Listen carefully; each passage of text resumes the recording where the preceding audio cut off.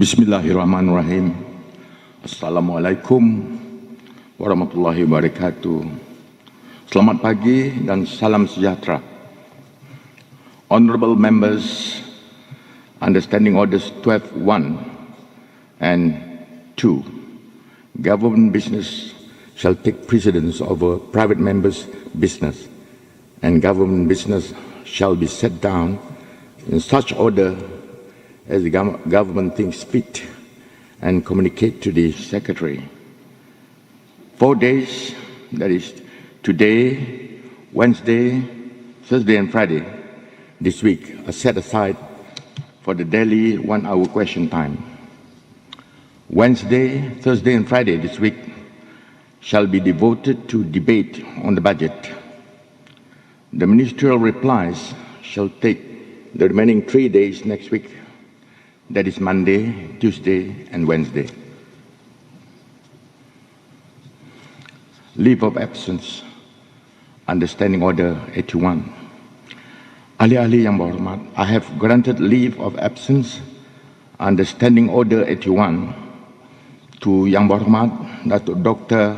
Ripin bin Lamat, Honorable Deputy Minister for Entrepreneur Development and Member for N72 Lambe for today's sitting.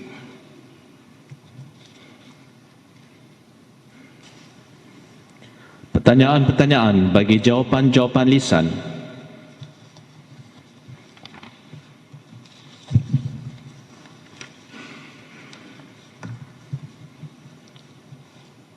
Yang berhormat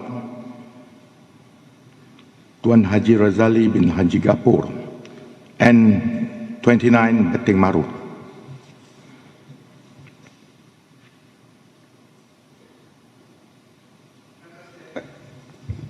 Terima kasih, Datuk Speaker. Selamat pagi dan salam sejahtera. Mudik ke hulu menaiki sampan, singgah di lubuk memasang bubu. Wabi Datuk Menteri mohon jawapan soalan saya nombor 1.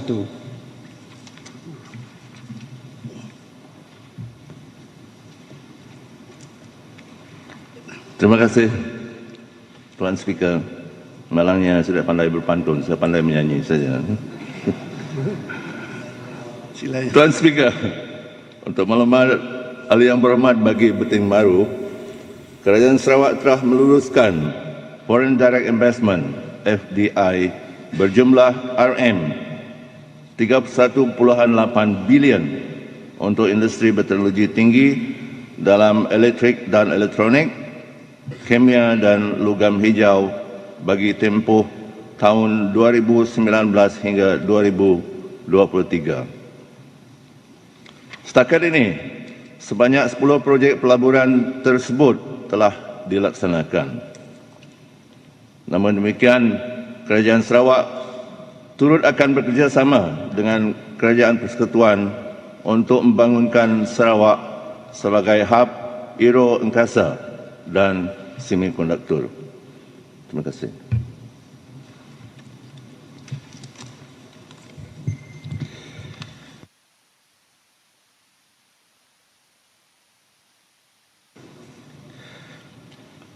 Duku manggis buah rambutan, sedap manis jadi santapan.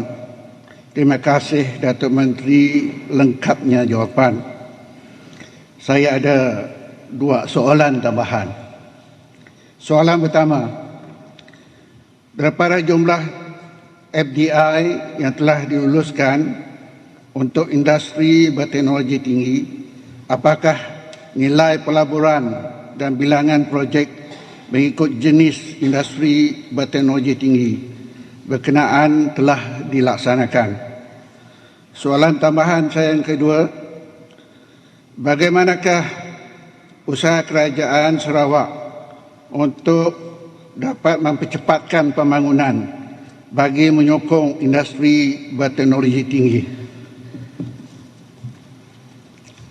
Tuan Speaker, jawapan bagi soalan pertama. Untuk makluman ahli yang berhormat bagi Beting Maru, Projek industri berteknologi tinggi yang telah dilaksanakan adalah berjumlah RM9.3 bilion bagi 5 projek dalam elektrik dan elektronik, 3 buah projek dalam kimia dan 2 projek dalam logam hijau atau green material. Untuk jawapan bagi soalan kedua, untuk makluman ahli yang berhormat bagi Beting Maru, bagi mempercepatkan pembangunan untuk menyokong industri berteknologi tinggi, Kementerian saya sedang membangunkan polisi pelaburan Sarawak bertujuan membentuk strategi dan pelan tindakan untuk meningkatkan daya tarikan Sarawak sebagai destinasi pelaburan pilihan. Kerajaan Sarawak menggalakkan kerjasama strategik dengan institusi teknikal, pusat penyelidik dan pengajian tinggi serta industri-industri khusus seperti semikonduktor dan aeroangkasa bagi memacu inovasi dan pembangunan teknologi. Sehubungan itu, Kerajaan Sarawak telah melalui Sarawak Digital Economic Corporation (SDEC) telah menyediakan Teknologi dan Innovation Sandbox sebagai pusat uji kaji teknologi baru dalam pelbagai sektor. SDEC juga menyediakan platform melalui SDEC Technology Accelerator, Digital Village Accelerator dan Founders Pouch bertujuan untuk membangun dan mengkomersialkan teknologi melalui syarikat startup seperti yang telah diamalkan di Korea Selatan. Di samping itu, Kerajaan Sarawak juga memberi fokus kepada pendidikan TVET yang menawarkan latihan dalam bidang kejuruteraan elektrik, teknologi otomotif dan aeroangkasa.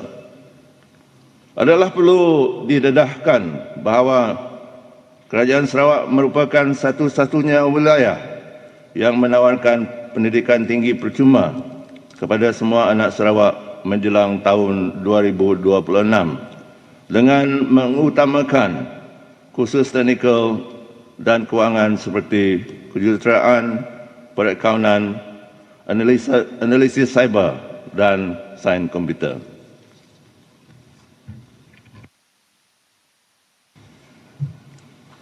Yang berhormat Engineer Low Datuk Engineer Low Ke Siang N13 Batu Kitang.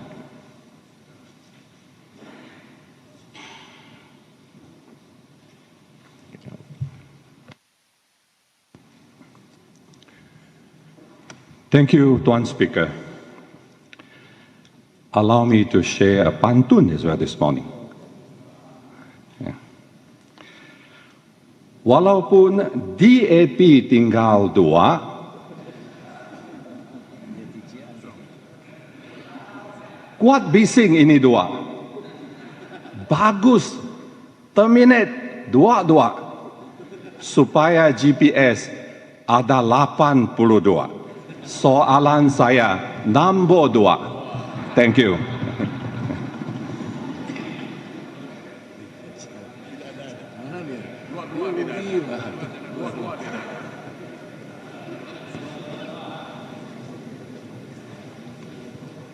Thank you, Tuan Speaker. Thank you, Yang Berhormat Ahli Yang Berhormat for Batu Kitan, for the question and also for the pantun. For the information of Ahli Yang Berhormat for Batu Kitan, the reinstatement of autonomous rights for the tourism sector in Sarawak is still in active negotiation under the Malaysia Agreement 1963, MA 63 discussions, and the federal and the state governments are putting concerted efforts to move the way forward and rejuvenate the tourism industry. Looking back at the history, tourism was never mentioned in any of the lists, either in federal lists or state lists or concurrent lists in the 9th schedule of the Federal Constitution. Hence, by virtue of Article 77 of the Federal Constitution, tourism should fall under the state legislative power as it is a residual matter. However, in 1994, the Federal Constitution was amended, among others, to add Item 25A, bracket tourism, in List 1, Federal List of the 9th Schedule. This amendment, we believe, was done without the consent of the states, in this case, Sarawak government. In 1963, tourism was likely itself not a big industry or seen as an important industry, but now it is one of the main industries generating revenue for the state and for the country. Therefore, we are willing to share the power with the federal government by agreeing to list tourism matter under the concurrent list. On 31st May 2024, Sarawak government, through my ministry, formally conveyed its position to the Federal Ministry of Tourism, Arts and Culture, MOTEC, advocating for the transfer of tourism to the concurrent list in the 9th Schedule of the Federal Constitution. Another correspondence was subsequently submitted to MOTEC on 13 August 2024. At a recent Mesyuarat Majlis Tindakan Pelaksanaan Perjanjian Malaysia 1963, chaired by the Right Honourable Prime Minister on 12 September 2024, Sarawak government has once again reaffirmed its position that Item 25A, bracket tourism, should be moved to the concurrent list to better serve our needs and interests of both the federal and Sarawak governments. The Right Honourable Prime Minister subsequently directed MOTEC to re-engage in discussions with the Sarawak and Sabah governments to reach a consensus amongst all three parties. My ministry remains committed to continuing dialogue and negotiations with the Ministry of Tourism, Arts, Culture, Malaysia, MOTEC, in our proposal to amend Item 25A, bracket tourism, from List 1, Federal List, to List 3, Concurrent List, which would grant concurrent powers to both the federal and state government. In this effort, we will work closely with the Honourable Deputy Minister of the Premier's Department, Law MA 63, and the Federal State Relations, and the State Attorney General's Chambers. This collaboration is critical to ensure Sarawak is given the necessary executive authority to manage and regulate tourism within our state.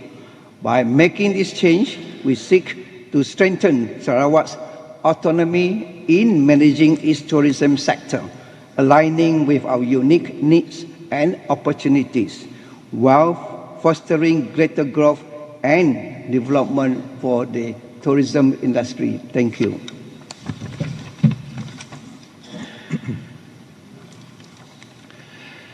Thank you, Tuan Speaker. Thank you, Deputy Minister. I have two supplementary questions. Question 1, what would be the significant benefits for Sarawak to have its own tourism rights? Question number 2, what would be the key priority areas for the ministry to pursue for the good of Sarawak tourism industry? Thank you. Thank you, Tuan Speaker.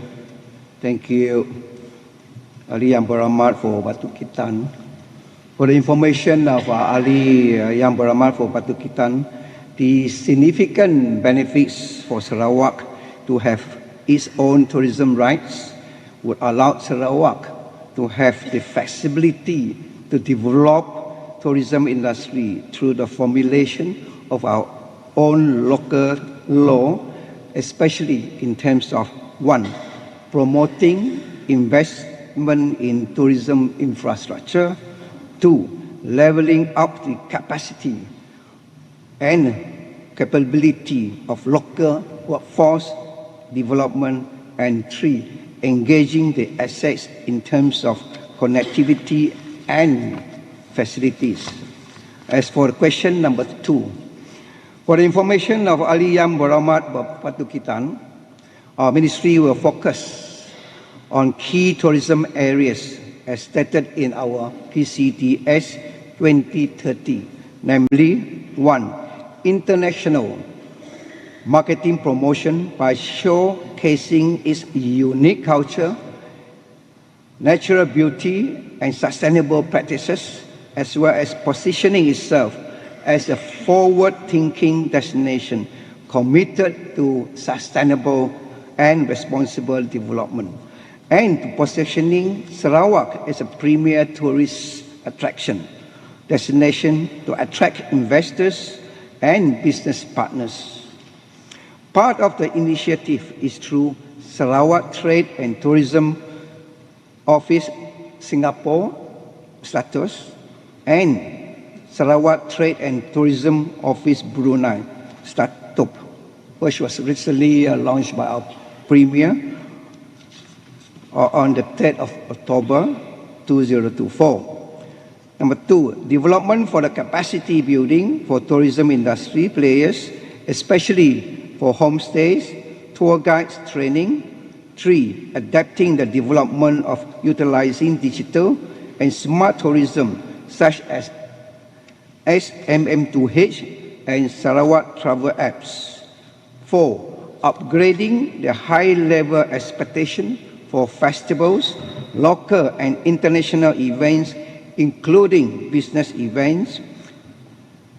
5, to recognize Sarawak as one of the international responsible tourism destinations, especially through Sarawak Tourism Board. 6, to prepare the implementation of the enforcement, as now the application for licensed agent for Sarawak MM2H is under our ministry purview. Thank you.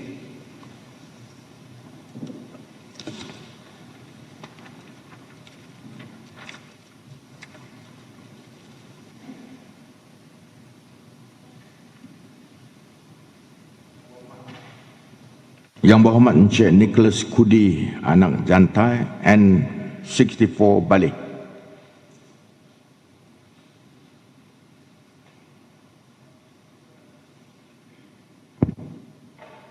Terima kasih, Datuk Speaker. Soalan saya nombor 3.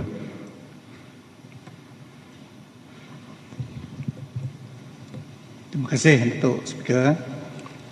Untuk makluman ahli yang berhormat bagi balik, penanaman padi berskala besar dan komersial adalah antara fokus utama kementerian saya bagi meningkatkan kadar sara diri daripada 32% sekarang kepada 60% pada tahun 2030.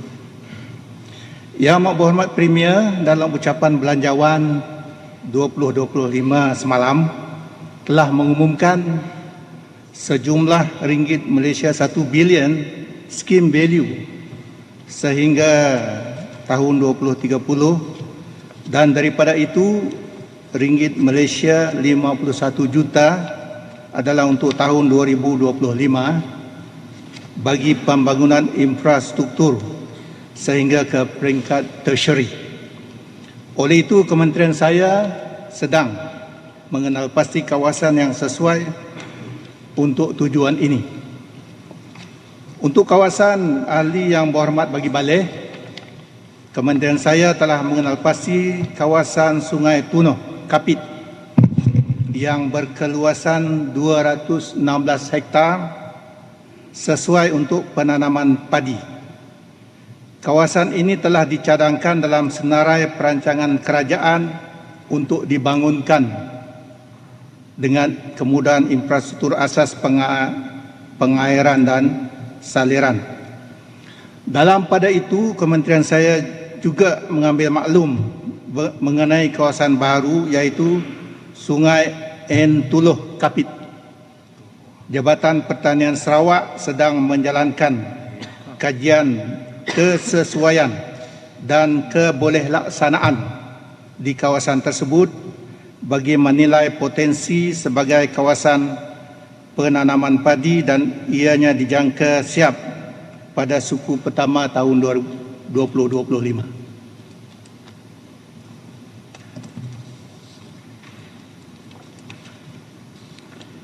Terima kasih Datuk Seri Malala Menteri di atas jawapan yang diberikan. Saya ada dua soalan tambahan.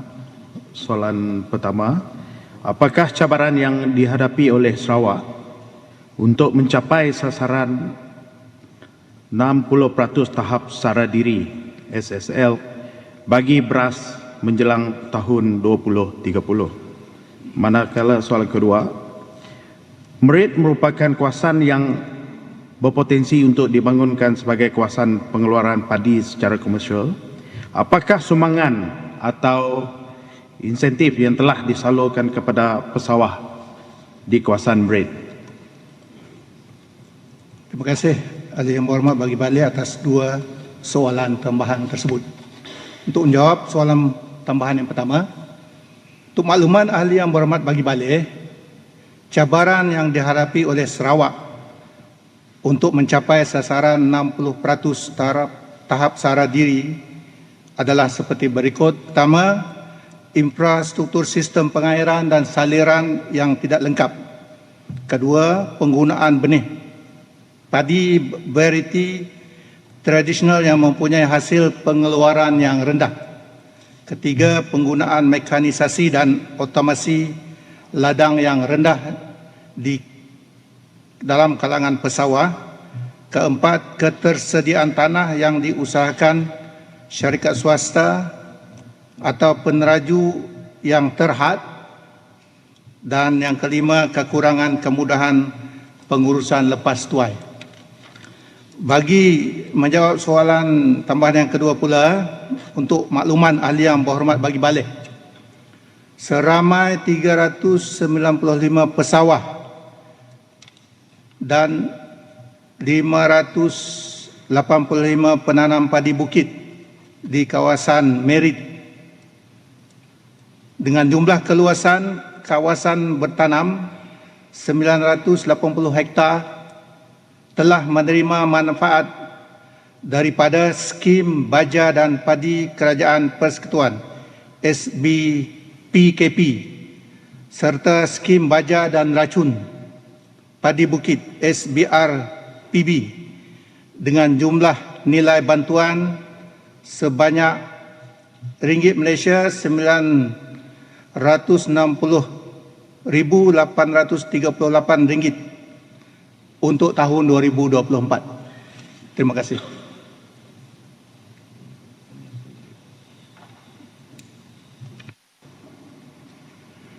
Yang Berhormat Datuk Fazruddin bin Haji Abdul Rahman N6 Tupong.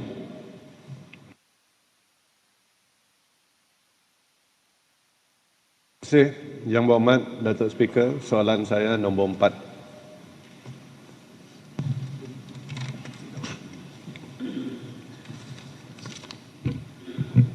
Tuan Speaker, Datuk Speaker, untuk makluman Ahli Yang Berhormat Bagi Tupong, tuntutan 35% kerusi Parlimen dari Sabah dan Sarawak adalah berlandaskan peruntukan di bawah laporan jawatan kuasa antara kerajaan 1962 iaitu Intergovernmental Committee Report 1962, di mana pada perenggan 3 dan perenggan 19/2 dalam IGC report menyatakan seperti berikut.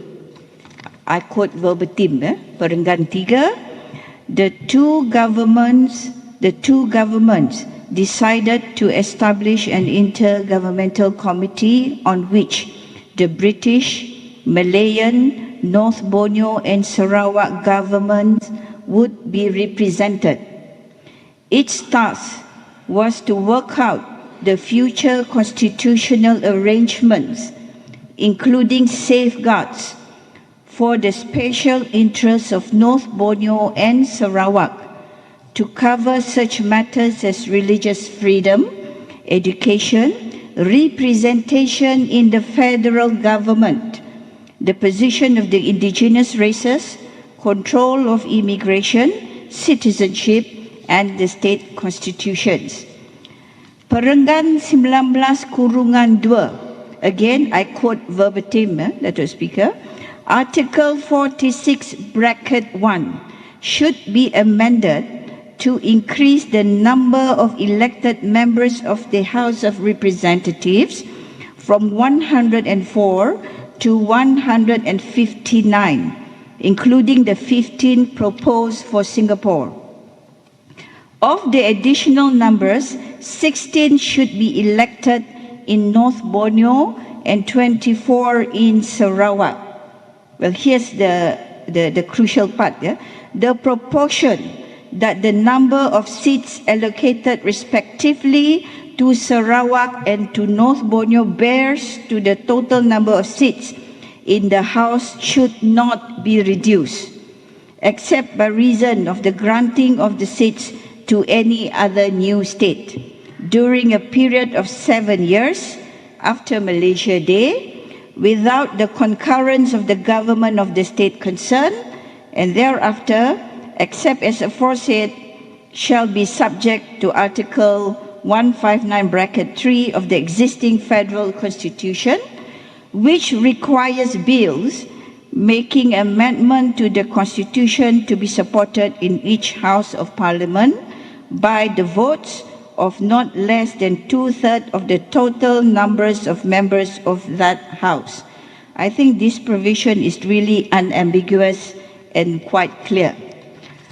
Untuk makluman ahli yang berhormat bagi Tupong, pada tahun 1963, Tanah Melayu hanya mempunyai 104 kerusi daripada keseluruhan jumlah kerusi di Dewan Rakyat. Manakala Sarawak, Sabah dan Singapura mempunyai 55 kerusi. Melalui jumlah kerusi ini, tiada pihak yang memiliki majoriti 2/3. Apabila Singapura telah tidak lagi menjadi sebahagian daripada Persekutuan Malaysia pada tahun 1965, perlembagaan persekutuan telah dipinda dan kerusi Singapura di Dewan Rakyat dimansuhkan. Ini menjadikan jumlah peratus kerusi Sarawak dan Sabah di Dewan Rakyat kurang daripada 35% kepada hanya 25%, dan telah meningkatkan peratusan kerusi negeri-negeri di Persekutuan Tanah Melayu daripada 65% kepada 75%. Kerajaan Sarawak berpandangan bahawa agihan kerusi di Dewan Rakyat yang telah dimiliki Singapura haruslah diberikan kepada Sarawak dan Sabah supaya jumlah 35% seperti pada tahun 1963 dapat dikekalkan selaras dengan tujuan atau semangat asal pembentukan Malaysia dan laporan IGC report in the spirit atau roh MA 63. Kerajaan Sarawak telah beberapa kali membentangkan cadangan mengenai pertambahan ahli dewan dari negeri Sarawak di Dewan Rakyat di dalam beberapa mesyuarat bersama kerajaan persekutuan. Antaranya ialah Mesyuarat Jawatankuasa Kerja Rakan Sekutu Bilangan 1 tahun 2022 dan Mesyuarat Majlis Khas mengenai Perjanjian Malaysia 1963 kali kedua dan keempat. Keputusan Mesyuarat Jawatankuasa Kerja Rakan Sekutu bilangan 1 tahun 2022 telah diadakan pada 8 Februari 2022 telah bersetuju supaya cadangan mengenai pertambahan bilangan ahli Dewan dari Sabah dan Sarawak di dalam Dewan Rakyat dirujuk kepada jawatan kuasa teknikal untuk perbincangan dan penelitian lanjut. Untuk makluman ahli yang berhormat bagi Tupung, isu ini juga telah dibincangkan sekali lagi di dalam Mesyuarat Majlis Tindakan Pelaksanaan Perjanjian Malaysia 1963 yang telah diadakan pada 12 September 2024, di mana mesyuarat telah memutuskan supaya perkara ini diteliti semula. Perkara ini penting bagi memastikan tiada satu daripada 3 entiti asal, iaitu Persekutuan Tanah Melayu, Semenanjung, Sabah dan Sarawak dalam Perjanjian Malaysia 1963 boleh menggunakan kuasa masing-masing untuk meminda perlembagaan persekutuan yang boleh menyentuh hak entiti-entiti lain tanpa sokongan atau persetujuan entiti tersebut. Jadi terima kasih, Mr. Speaker.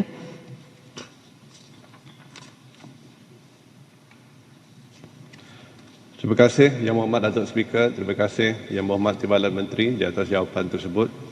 Daripada jawapan Yang Berhormat Menteri tadi, ia telah menunjukkan landasan yang begitu kukuh sekali bagi kita menuntut kerusi 35% tersebut. Saya ingin bertanya dua soalan.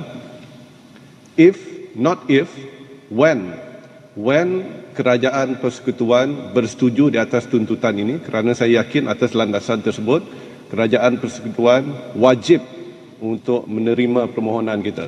Jadi bila mereka menerima permohonan ini, apakah proses-proses yang seterusnya? Dan soalan yang kedua, apakah maklum balas ataupun respon daripada kerajaan persekutuan tentang apa yang kita utarakan? Kerana sudah tentu dengan hubungan yang ada dengan kerajaan persekutuan, kita mengharapkan hubungan yang baik ini dapat mencapai the 35%. Jika tidak, maka bukanlah satu hubungan yang baik. Yang Berhormat Datuk Speaker. Terima kasih. Terima kasih Yang Berhormat dari Tupung. Sememangnya kita mengharapkan agar cadangan kita ini diterima oleh kerajaan persekutuan. Memang we will fight for it. Jika diterima dan dipersetujui, cadangan ini akan melibatkan pindaan pindaan perlembagaan, khasnya pindaan terhadap perkara 46 perlembagaan persekutuan yang menetapkan jumlah kerusi bagi setiap negeri. Setelah pindaan ini dilaksanakan, barulah Suruhanjaya Pilihan Raya SPR perlu melaksanakan kajian terperinci selaras dengan perkara 113 Perlembagaan Persekutuan bagi urusan persempadanan semula. Jadi it will require amendment to the constitution. Bagi soalan kedua, tambahan yang kedua, untuk makluman Yang Berhormat bagi Tupung, kerajaan persekutuan telah mengambil beberapa langkah positif dalam memberi perhatian kepada tuntutan ini. Antaranya dengan menubuhkan jawatan kuasa kerja, working committee, sebagai platform perbincangan antara kerajaan persekutuan dan kerajaan negeri Sabah dan Sarawak. Jawatan kuasa ini telah dianggotai oleh wakil-wakil dari Sabah dan Sarawak bersama pegawai kerajaan persekutuan bagi memastikan isu-isu berkaitan perwakilan, otonomi dan hak-hak Sabah dan Sarawak terus diambil perhatian dan kita cuba laksanakan. Untuk makluman ahli yang berhormat bagi Tupung, semasa mesyuarat Majlis Tindakan Pelaksanaan Perjanjian Malaysia 1963 yang telah diadakan pada September 2024 baru-baru ini, mesyuarat telah dimaklumkan, we were informed, bahawa Jabatan Peguam Negara perlu meneliti semula dari sudut perundangan, to review and look again in terms of the laws. Selepas itu, perbincangan akan diadakan semula di antara Jabatan Peguam Negara dengan Jabatan Peguam Besar Negeri Sarawak dan Jabatan Peguam Besar Negeri Sabah bagi meneliti tafsiran terma safeguards, constitutional safeguard, to relook into the definition and the meaning of the word safeguards kepada Sabah dan Sarawak yang terkandung di dalam laporan Suruhanjaya Kobol dan laporan jawatankuasa antara kerajaan 1962 IGC report dari aspek perundangan. Jadi it goes on again, our discussion and negotiation. Yang pasti kerajaan Sarawak akan terus committed terhadap tuntutan ini, sebenarnya untuk memenuhi hasrat rakyat Sarawak dalam mencapai perwakilan yang lebih adil di dalam Dewan Rakyat. Terima kasih.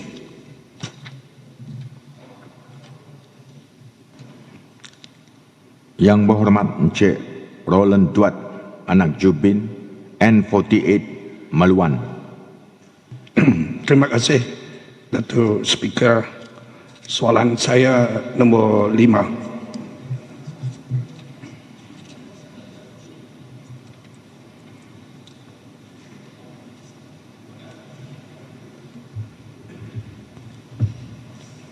Ya, terima kasih Yang Berhormat Datuk Speaker. Terlebih dahulu saya ingin mengalu-alukan kehadiran 55 ahli GPS dari N65 Belaga turut bersama kita di Keleri pada pagi ini. Mereka datang untuk memberi sokongan padu kepada kerjaan GPS yang telah membentangkan bajet yang amat merangkumi, yaitu Together Building a Prosperous Future. Mereka amat teruja. Bagi makluman ahli yang berhormat bagi Meluan yang begitu prihatin tidak jemu-jemu untuk memohon kemudahan jaringan internet dan juga telekomunikasi bagi kawasan beliau, jangan risau. Kerjaan GPS ini amat prihatin. Tak kira di mana, akan diperhatikan. Untuk makluman ahli yang berhormat bagi Meluan, terdapat 20 buah sekolah rendah, 2 sekolah menengah di kawasan Dun Meluan. Daripada jumlah tersebut, 14 buah sekolah termasuk SK Nangaju, SK Nanga Maung, SK Nanga Insiring, SK Nanga Jambu telah dilengkapi dengan capaian internet menerusi pakej Starlink Business Priority 1 terabyte yang dibiayai oleh kerjaan pendidikan, yang dibiayai oleh Kementerian Pendidikan Malaysia di bawah kerjaan persekutuan. Manakala bagi 8 buah sekolah lain telah mendapat perkhidmatan fiber dan jalur lebar internet.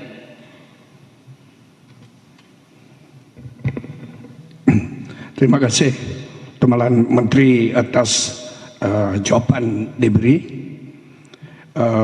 Datuk Speaker, saya ada 2 soalan tambahan. Soalan 1, di manakah sekolah-sekolah lain di kawasan Dun Meluan yang turut menerima kemudahan Starlink Business Priority 1 terabyte? Soalan 2, sekolah manakah menerima perkhidmatan jalur lebar internet dan talian fiber di Dun Meluan? Terima kasih ahli yang berhormat bagi Meluan. Seperti yang saya katakan tadi, kerjaan GPS ini amat prihatin. Tiada yang ditinggalkan, tidak ada yang tidak mendapat. ke semua sekolah di Dun Meluan dibekalkan dengan perkhidmatan internet oleh Kementerian Pendidikan Malaysia bagi tempoh kontrak dari Julai 2024 hingga Julai 2025. Antara 10 buah sekolah lain di kawasan Dun Meluan yang menerima kemudahan Starlink Business Priority 1 terabyte termasuklah Sekolah Kebangsaan Lubuk Asam, Sekolah Kebangsaan Nanga Engkamum, Sekolah Kebangsaan Nanga Kelanggas, Sekolah Kebangsaan Nanga Luau, Sekolah Kebangsaan Nanga Meluan, Sekolah Kebangsaan Nanga Sengai, Sekolah Kebangsaan Nanga Serau, Sekolah Kebangsaan Tapang Pungguk, dan Sekolah Kebangsaan Ulu Entabai dan Sekolah Kebangsaan Ulu Entai. Manakala untuk soalan kedua, selain Starlink, Kementerian Pendidikan Malaysia telah menyediakan perkhidmatan internet kepada bagi 8 buah sekolah lain di kawasan Dun Meluan. 4 daripada sekolah tersebut telah dibekalkan dengan jalur lebar internet, iaitu Sekolah Kebangsaan Nanga Entabai, Sekolah Kebangsaan Nanga Entai, Sekolah Kebangsaan Nanga Lasi, dan Sekolah Kebangsaan Nanga Merurun. Manakala 4 buah sekolah yang lain telah dilengkapi dengan talian fiber adalah seperti berikut. Sekolah Jenis Kebangsaan Cina Yok Kung, Sekolah Kebangsaan Saint Alphonsus, Sekolah Menengah Kebangsaan Julau, dan Sekolah Menengah Kebangsaan Julau nombor 2. Tiada yang tinggal, semua disediakan. Terima kasih.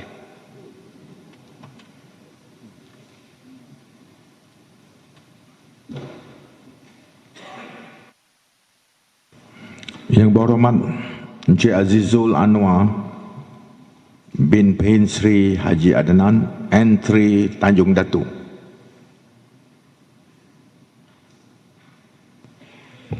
Thank you, Dato' Speaker, sir. My question is question number 6. Thank you.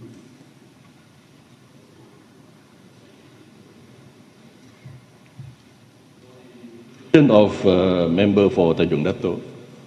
The Malaysian Bursa Carbon Exchange, or BCX, launched in December 2022, is the country's voluntary carbon market platform to support its low-carbon economy transition. By facilitating the trade of carbon credits, including renewable energy certificates, or RECs, Bursa Carbon Exchange helps Sarawak-based entities to monetize carbon sequestration efforts and align with global emission reduction goals. Notable developments include the recent REC auction from Murum Hydropower and collaborations like the MOU with Sarawak Energy Berhad SEB at COP28. However, BCX impact is still unfolding, with early progress primarily seen in auction activities and partnerships. Sarawak's local initiatives complement the national efforts by Bursa Carbon Exchange with regional entities such as Petroleum Sarawak Berhad, Petros, and Samling Group's Sara Carbon Sedan Berhad, actively exploring carbon capture, storage, and nature-based projects. This local approach, enabled by Sarawak's supportive legislation, adds a regional dimension to Malaysia's carbon trading landscape. While Bursa Carbon Exchange provides a structured marketplace, Sarawak's own carbon trading licenses and projects are establishing a parallel ecosystem that may further boost both local and international engagement in carbon trading. Thank you. Terima kasih. Yang berhormat Timbalan Menteri, member for Demak Laut. Saya ada 2 soalan tambahan, 2 supplementary questions. how are we engaging with the private sector stakeholders to promote carbon trading initiatives? And the second, what is the long-term strategy for integrating carbon trading into our overall economic and environmental planning? Mungkin ada yang bertanya, kena soalan tu mesti ditanya di rumah, tapi tapi saya percaya seluruh Dewan tu have the right to know the answer, and thank you very much. Thank you, Dato' Speaker. Di rumah soalan lain lah. For the information of member for Tanjung Dato', Sarawak has been engaging private sector stakeholders through different means. We began by creating a legal framework with clear administrative process for carbon project developers. Besides, we have also organized high-level events and invited private sectors to participate, such as the Asia Carbon Conference, which Sarawak will host again next year. This is an important part of raising awareness and introducing Sarawak's strategic interests and direction to increase private participation from different sectors. Such awareness-raising events are also part of capacity building to private sectors and facilitate public-private partnerships and dialogues. Furthermore, Sarawak is considering to set up the Sarawak Climate Change Centre to coordinate, manage and support climate change mitigation and carbon trading in Sarawak. This includes engaging with private sectors and addressing potential queries and interests. For the second question, Sarawak has two main long-term strategies for integrating carbon trading into its economic and environmental planning. First, carbon trading is seen as an important component in diversifying Sarawak's economy and stimulating growth and new opportunities across various sectors. For example, Sarawak project developers in Sarawak have shown significant interest in nature-based carbon credits, marking a transition away from the traditional extractive economy. The recently enacted Environment Greenhouse Gases Reduction Emission Ordinance 2023 introduces a new impetus and demand for carbon credits, ensuring a sustainable supply and demand for carbon trading over the long term. Secondly, carbon trading serves as a tool to promote sustainable finance by attracting investments in climate-positive projects, making them more financially viable. The revenue generated from selling carbon credits can be reinvested into further sustainability initiatives, creating a positive feedback loop for continuous development. The Sarawak Net Zero Strategy and Carbon Plan, currently being prepared, aims to integrate carbon trading into the state's economic and environmental objectives. Thank you.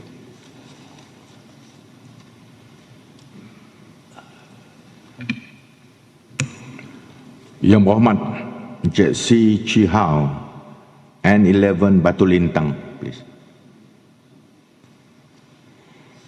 Thank you, Tuan Speaker. My question is number 7.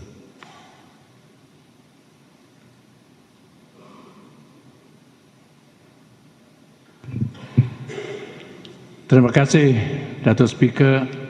Terima kasih, Ahli Yang Berhormat Batu Lintang. Dato' Speaker, allow me to make some correction on the question asked by Ahli Yang Berhormat Batu Lintang. The question should read, to ask the Minister for Public Health, Housing and Local Government, the progress of the implementation and completion of the project pembangunan lembaga. The word lembaga should be replaced by the word lembangan, basin. Sungai Bersepadu, Sungai Sarawak, Package 2 dan 3, as regards the upgrading of the drainage systems in Sarawak General Hospital, Jalan Batu Lintang and Sungai Tebuan. I do so because just to make sure that we are talking on the same page and talking about one and the same thing. For the information of Ahli yang berhormat for Batu Lintang, the progress of the implementation of projek pembangunan lembangan sungai bersepadu PLSB Sungai Sarawak Package 2 and 3 is 0.27% as against schedule of 1.77% and 0.4% as against schedule of 3.23% respectively. PLSB Package 3 includes the construction of flood mitigation measures at Sungai Gresik, Sungai Sinjan, Kuching, as well as the deepening and widening of Sungai Tengah and Sungai Mijap Matang.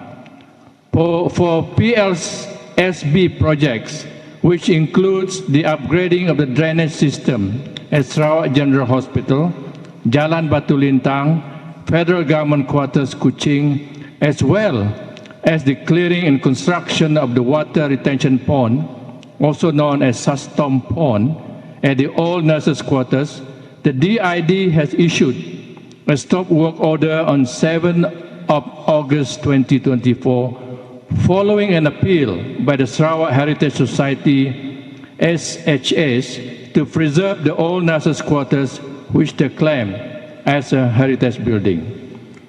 To address or to resolve this impasse, a multidisciplinary or multi-agency committee, including the relevant NGOs, has been set up and is currently working on a win-win solution so as to allow the project to proceed as planned, while at the same time maintaining the integrity as well as the heritage values of the old nurses' quarters in front of the Sarawak General Hospital. Thank you. Thank you, Tuan Speaker. Many thanks to the Honourable Deputy Minister, who has given very comprehensive answer, including the collection. Thank you for the correction and the question. I have no supplementary question. Thank you. Yang Berhormat Encik Abdullah Yaakob bin Arabi Balingian.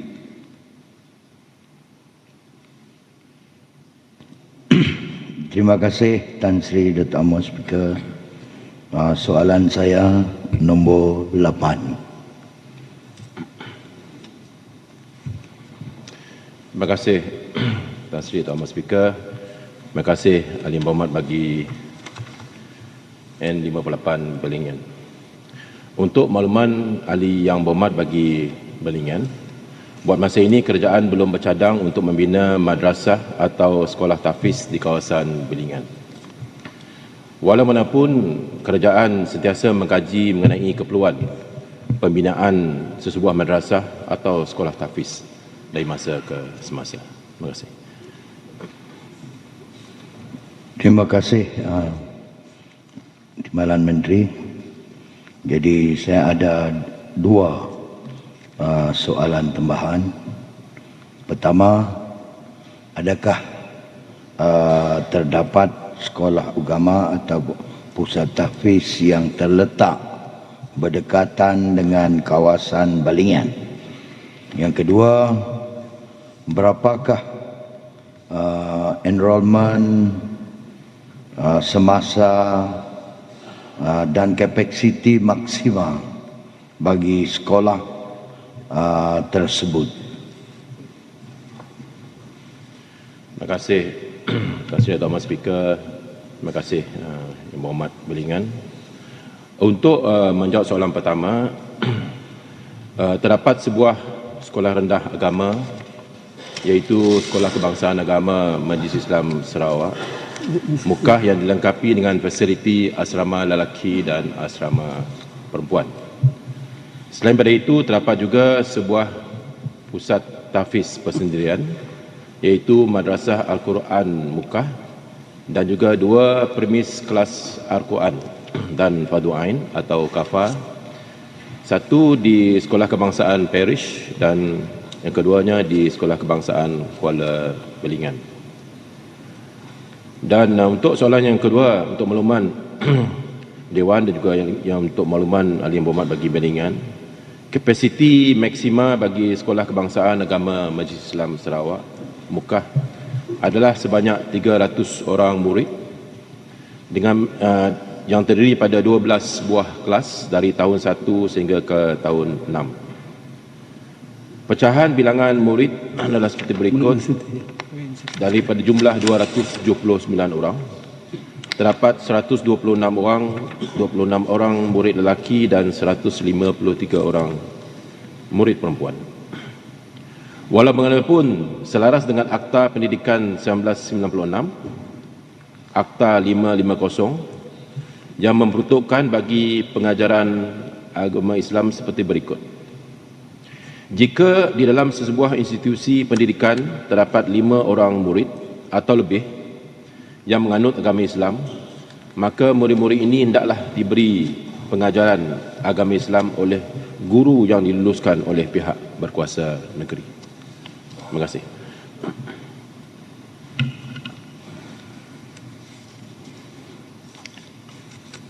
Yang Berhormat Encik Ademi Pujut.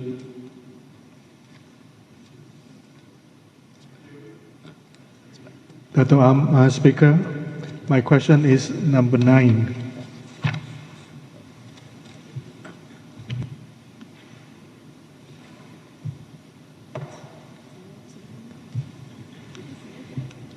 Thank you, Tan Sri Dato' Speaker.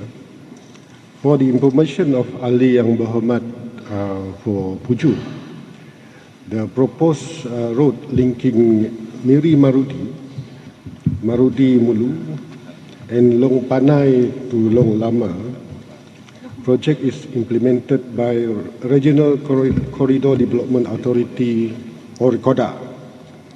The project is currently under tender documentation stage. The Miri Marudi Long Lama project is to be implemented under 2 packages, namely Package 1, Miri to Marudi and Long Lama, 68 km, and Package 2, Marudi to Mulu, 76 km.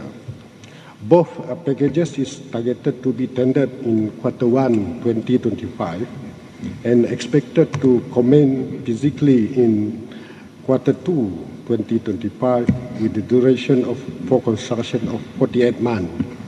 And this project is expected to be completed in Q2 2029 or in the later part of RMK 13. Thank you. Thank you, Tan Sri Dato' Ahmad Speaker. I have 2 supplementary questions. One is, what is the scope of work for this project? Question number 2, how much is the estimated cost for this project? Thank you.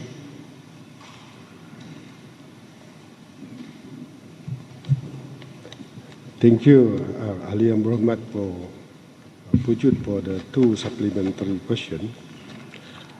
Number 1, the scope of work for the proposed road linking Miri Marudi Mulu, or in Long Melinau in Mulu, and the other spur is from Long Panai to Long Lama, construction and upgrading of approximately 42 km of JKR R5 road standard from Eastwood Valley Junction in Miri to Simpang Stadium in Marudi, and construction and upgrading of approximately 100 km of JKR R3 road standard from Marudi to Kuala Melinau and Long Panai to Long Lama, and construction of 23 number of bridges, which include 9 major bridges and 14 minor bridges.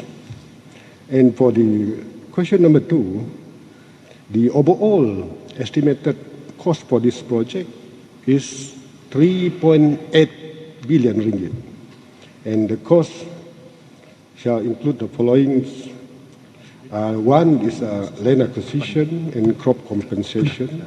2 is the consultancy fees, including project management consultant. 3 is the utility relocation works.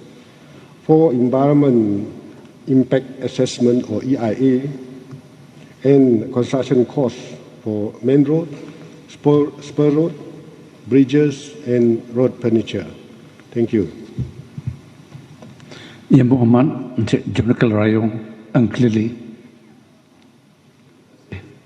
Yang berhormat Tan Sri Dato' Amar Speaker, soalan saya nombor 10.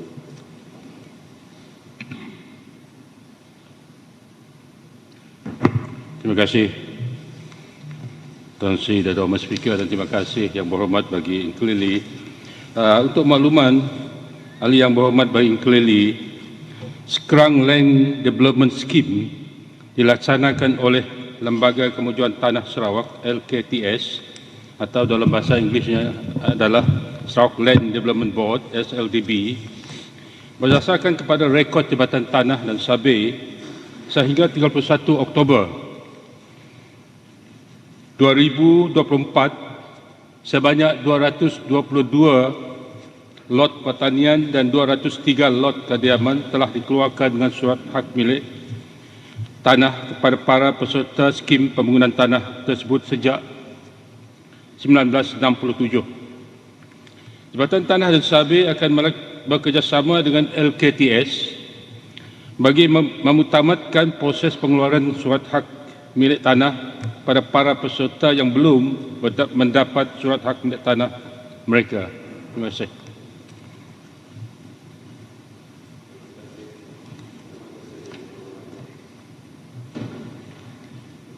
Berhormat Datuk Jemaatan Menteri, saya ada dua soalan tambahan Yang Berhormat Datuk Tan Sri Dato' Amar Speaker.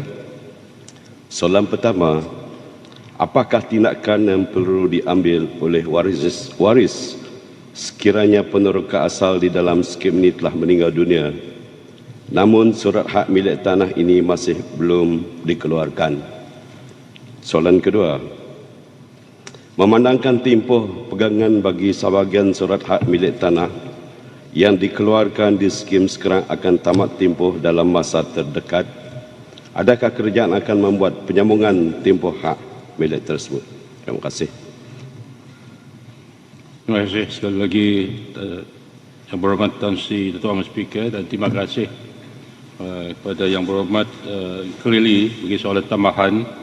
Untuk menjawab soalan pertama, untuk makluman Yang Berhormat Bagi Kelili, memandangkan skim ini terletak di bawah salian pihak Lembaga Tanah Kemajuan Tanah Sarawak LKTS, pewaris hendaklah melaporkan pada pihak LKTS sekiranya peneroka asal di dalam skim ini telah meninggal dunia agar rekod dikemaskini dengan mengemukakan dokumen-dokumen yang berkaitan.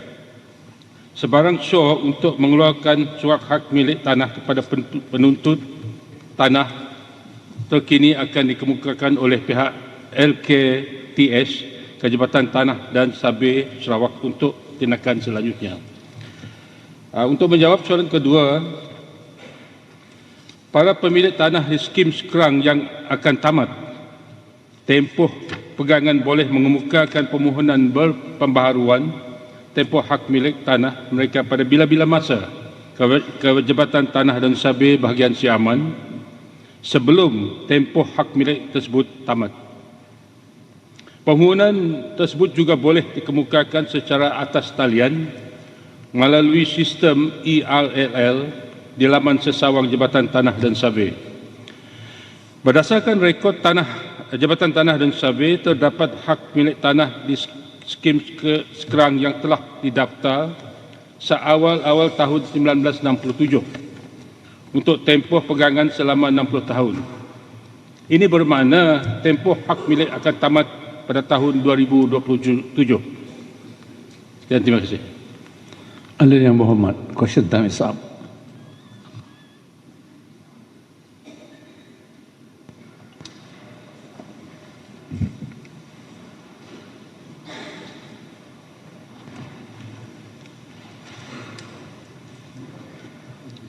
Rang Undang-Undang Kerajaan, bacaan kali yang kedua, Natural Resources and Environment Bill 2024, Deputy Premier, Minister for Natural Resources and Urban Development 2.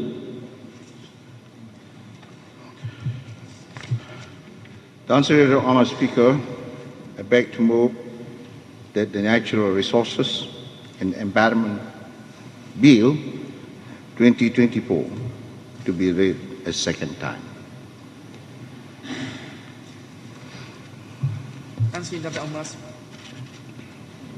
Please proceed. After the minister's speech, then proceed. Honourable Speaker, this bill is introduced with the aim of repealing the Natural Resources and Environment Ordinance, Chapter 84, 1958 edition.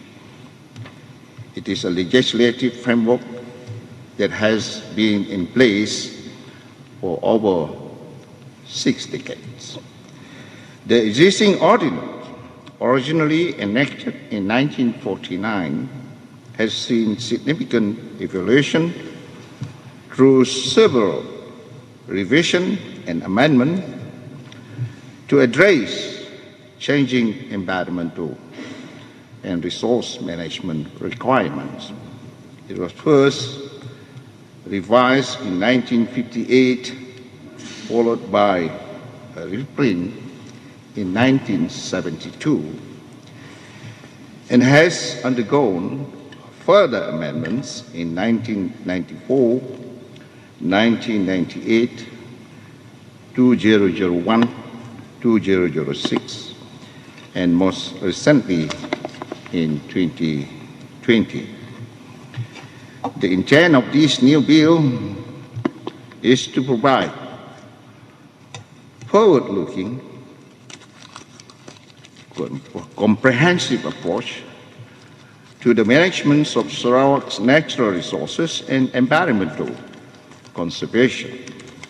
This bill includes provision that will empower the state of Sarawak to exercise full authority over critical areas such as resource conservation, environmental management, pollution control, and sustainable development. These provisions are intended not only to safeguard Sarawak's natural asset, but also to promote responsible development in alignment with the global environmental standards. Hence, this new comprehensive law is timely to manage natural resources and environment, taking into consideration the latest developments on environments and emerging environmental concerns. Lastly, Honourable Speaker, Malaysia Agreements 1963 MA 63. For the information of this August House, the Sarawak government has been actively pursuing greater autonomy and seeking constitutional reform since 2014 to restore Sarawak's special status under the Malaysian Agreement 1963 MA 63. Among the areas included in the 13 points of administrative empowerment and autonomy granted to Sarawak in 2016 was environment. Currently, environmental matters in Sarawak are governed by two main pieces of legislation: the Environmental Quality Act 1974, Act 127, which is a federal law, and the Natural Resources and Environment Ordinance, Chapter 84, 1958 edition, which is a state law. Since environment is not listed in the 9th schedule of the Federal Constitution, it is considered a residual matter. This classification allows Sarawak to legislate on environmental issues under Article 77 of the Federal Constitution.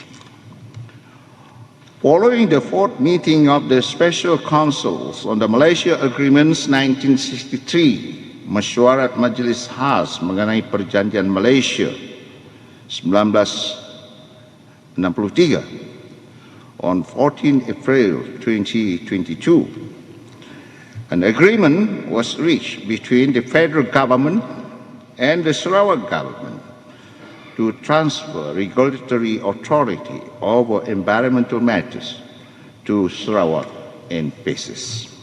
Further, during the first technical committee meeting under the Malaysia Agreements 1963 Implementation Action Council on 28 May 2024, the Secretary General of the Ministry of Natural Resources and Environmental Sustainability Malaysia presented the latest developments, which were noted as follows. A, the action plan for the implementation of the delegation of authority has been agreed upon by the federal government with the state governments of Sarawak and Sabah. B, the delegation of authority concerning environmental matters, specifically Schedule West disposal, to the state governments of Sarawak and Sabah is expected to be finalized by 1st January 2025 and 1st January 2026, respectively. Translated Honourable Speaker, as part of the first phase of implementation, the Departments of Environment Malaysia, DOE, will transfer authority for regulating Schedule West to the Natural Resources and Environmental Board, NREB, by 2025.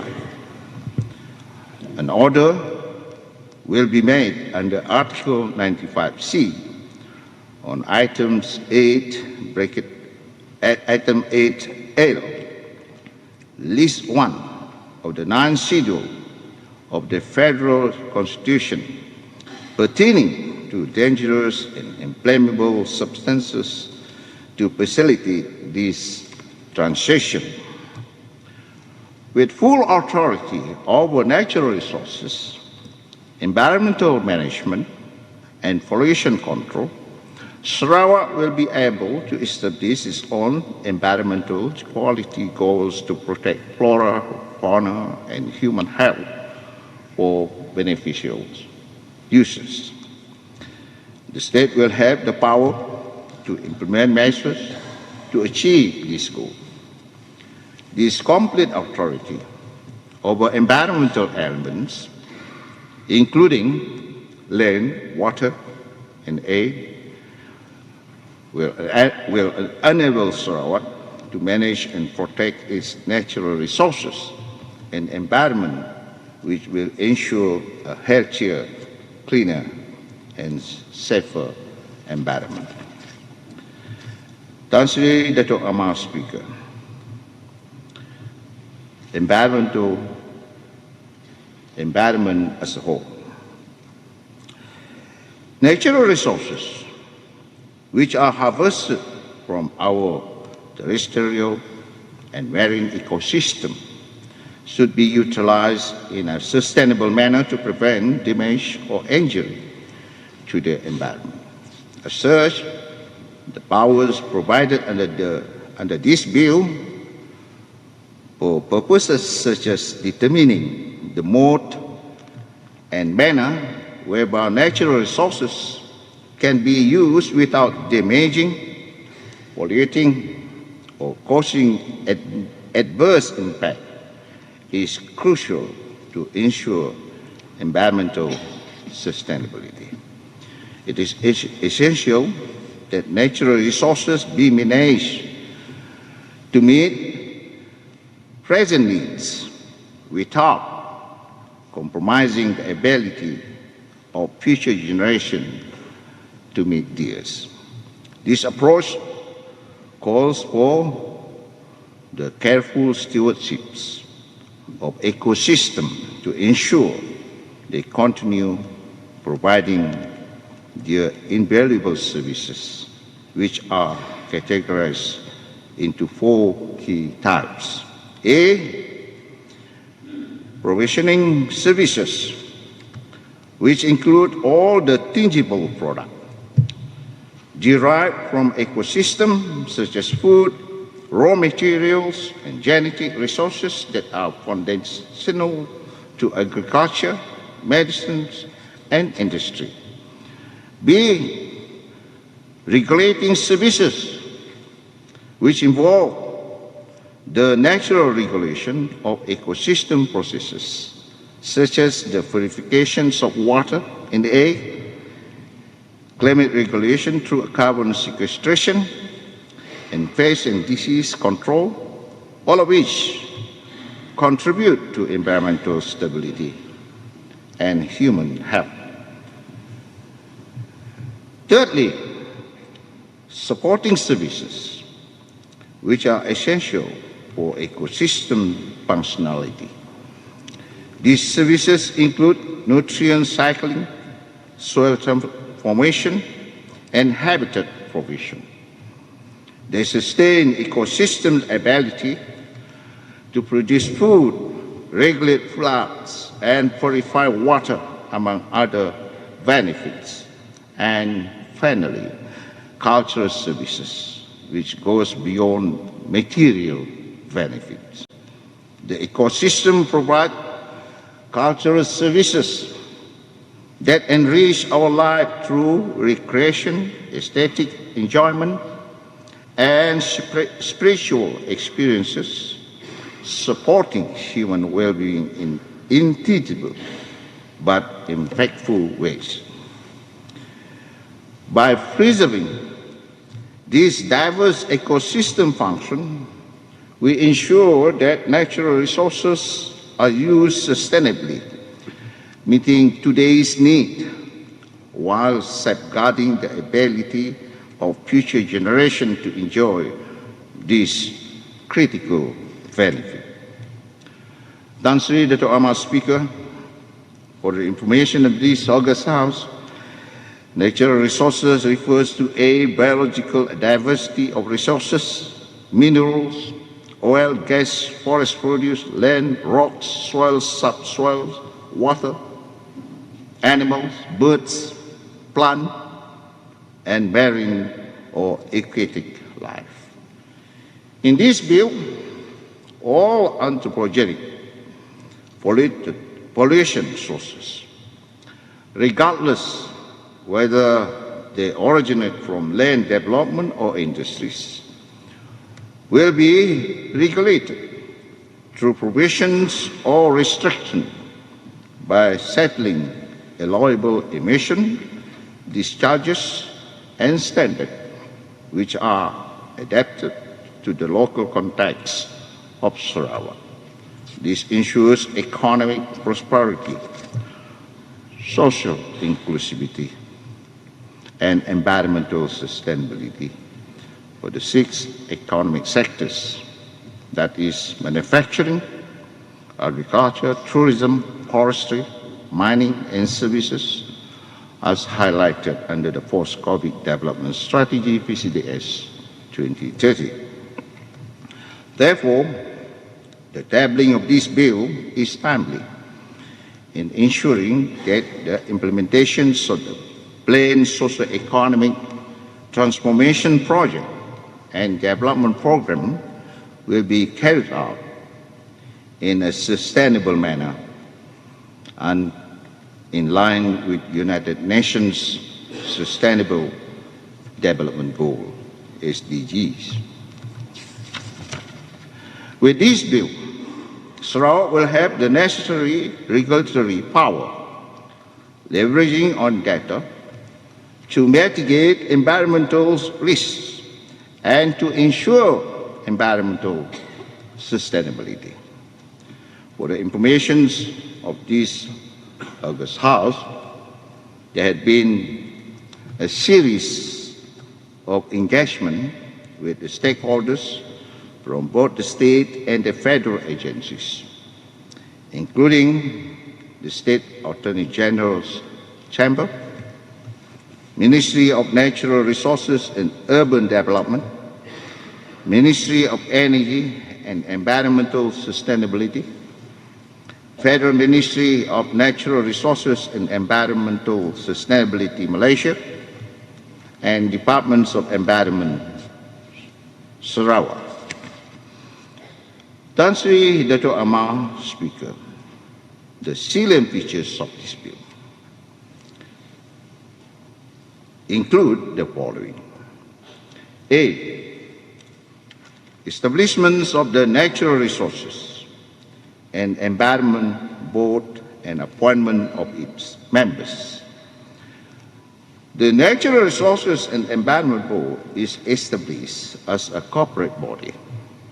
The board consists of the chairman, the deputy chairman, the State Attorney General, the State Financial Secretary, and permanent secretaries from relevant ministries, as well as directors from the relevant government departments, and up to 5 other members with relevant experience, knowledge, or expertise. The chairman, deputy chairman, and the 5 other members are to be appointed by the Majlis Mesyuarat Kedua Negeri. B. Powers and functions of the board. The powers and functions of the Natural Resources and Environment Board are clearly defined to ensure comprehensive environmental oversight in Sarawak. The powers of the board, among others, include the following. 1. To determine the mode and manner whereby natural resources can be exploited or used without damaging, polluting, or causing adverse impact on the environment. 2.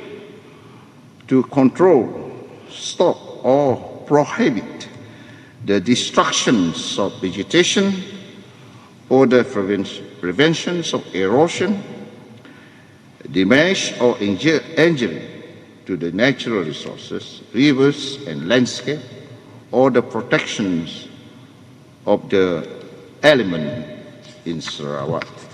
3rd, to issue directions or directive relating to environmental management practices across various sectors, including land use, water source protection, forestry, agriculture, mining, carbon capture, and marine resource exploitation.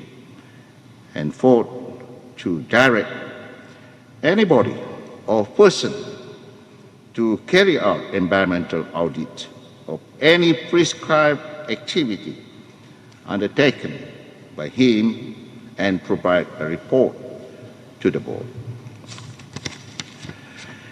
In terms of its function, the board, among others, is to set environmental quality goals alongside promoting pollution control and sustainable resource use, to liaise with the federal environmental authorities, to determine standards, impose waste management and pollution control policies, and develop environmental management system for conservation areas and specific regions. 3rd, to undertake measures and activities to reduce carbon emission in accordance with powers and authorities conferred by the Environment Reduction of Greenhouse Gases Ordinance 2023, Cap 85, and other written laws. 4th, to engage in public education, to increase awareness of environmental protections, and 5, to undertake any measures necessary to safeguard the quality of the environment. C. Management of scheduled waste. Scheduled waste are mainly generated by industries. As stated earlier, the first stage of the MA63 exercise for environment is to hand over matters related to scheduled waste. Hence, the bill has incorporated the provisions on scheduled waste management. The Environmental Impact Assessment, EIA, and licensing of prescribed activities. The purpose of EIA is to identify and assess the impact on the environment of a proposed development activity and to detail out the mitigating measures prior to project approval and implementation. The requirement for EIA is now clearly provided for in this bill. Besides imposing a requirement for EIA, this bill empowers Sarawak to regulate prescribed activities regarding discharges and emission into the environment through licensing. As of today, prescribed activities regulated under Environmental Quality Act 1974 are palm oil, meal, rubber, and scheduled waste. E. License on prescribed conveyance. This bill also provides for the licensing of conveyance for scheduled waste to ensure control over its transportation in Sarawak. A qualified and competent person.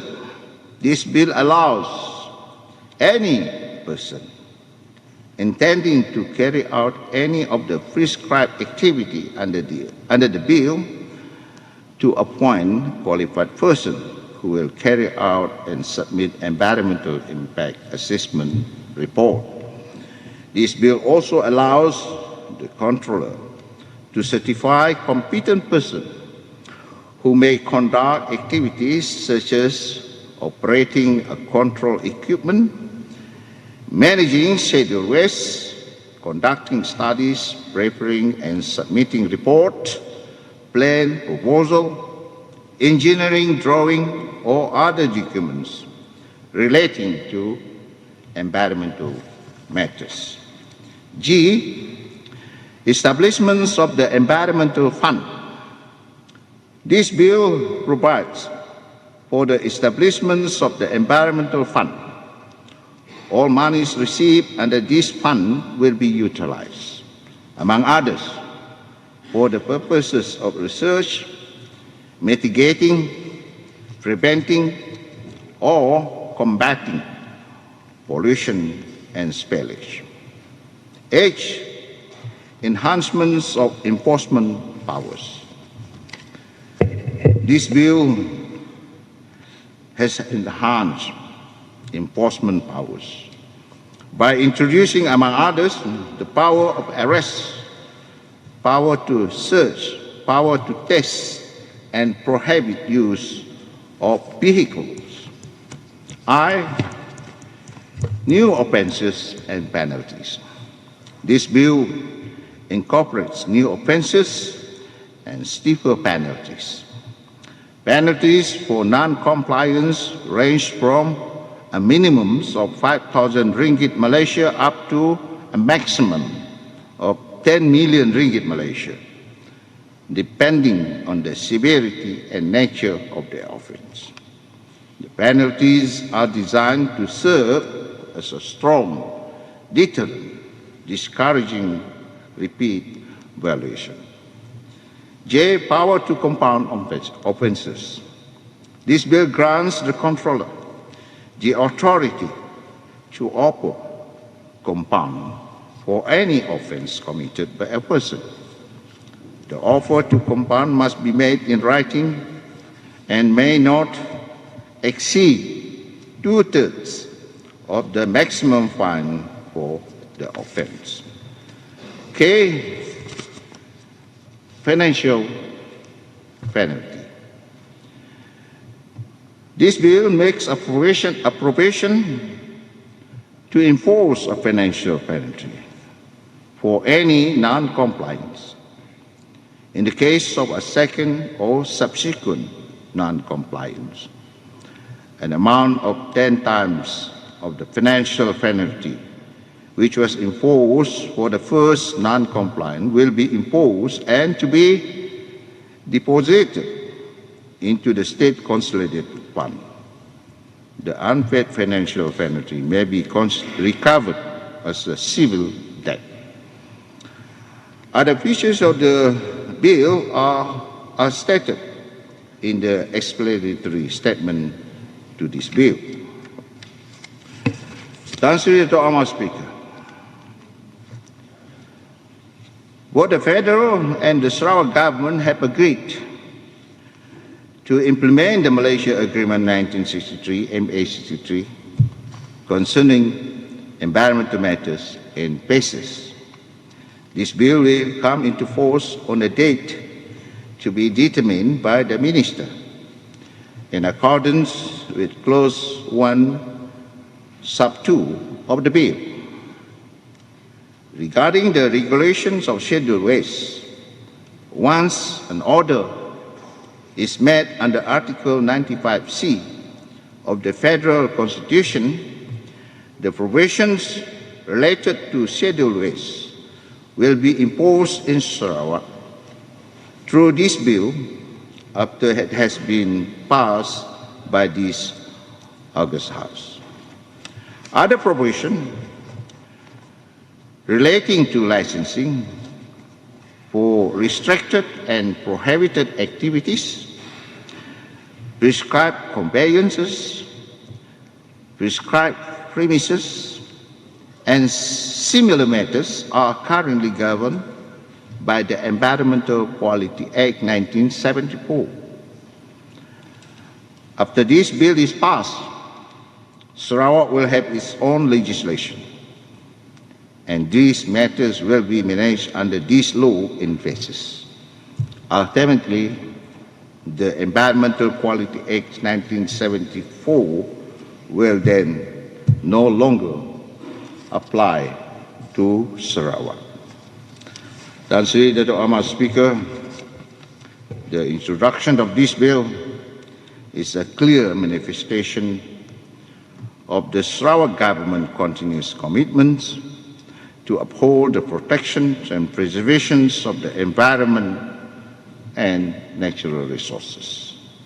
Furthermore, this bill is aligned with Sarawak's sustainability efforts that are made up of three pillars: economic prosperity, social inclusivity, and environmental sustainability, are spelled out in PCDS 2030. I therefore urge members of this August House to support this bill. I beg to move. Another minister to second. Tang Sri Dato' Amar Speaker, I beg to second. Thank you.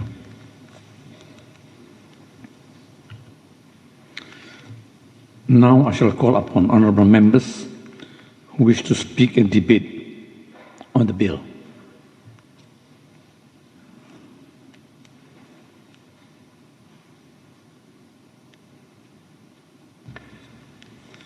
Member for Tlian.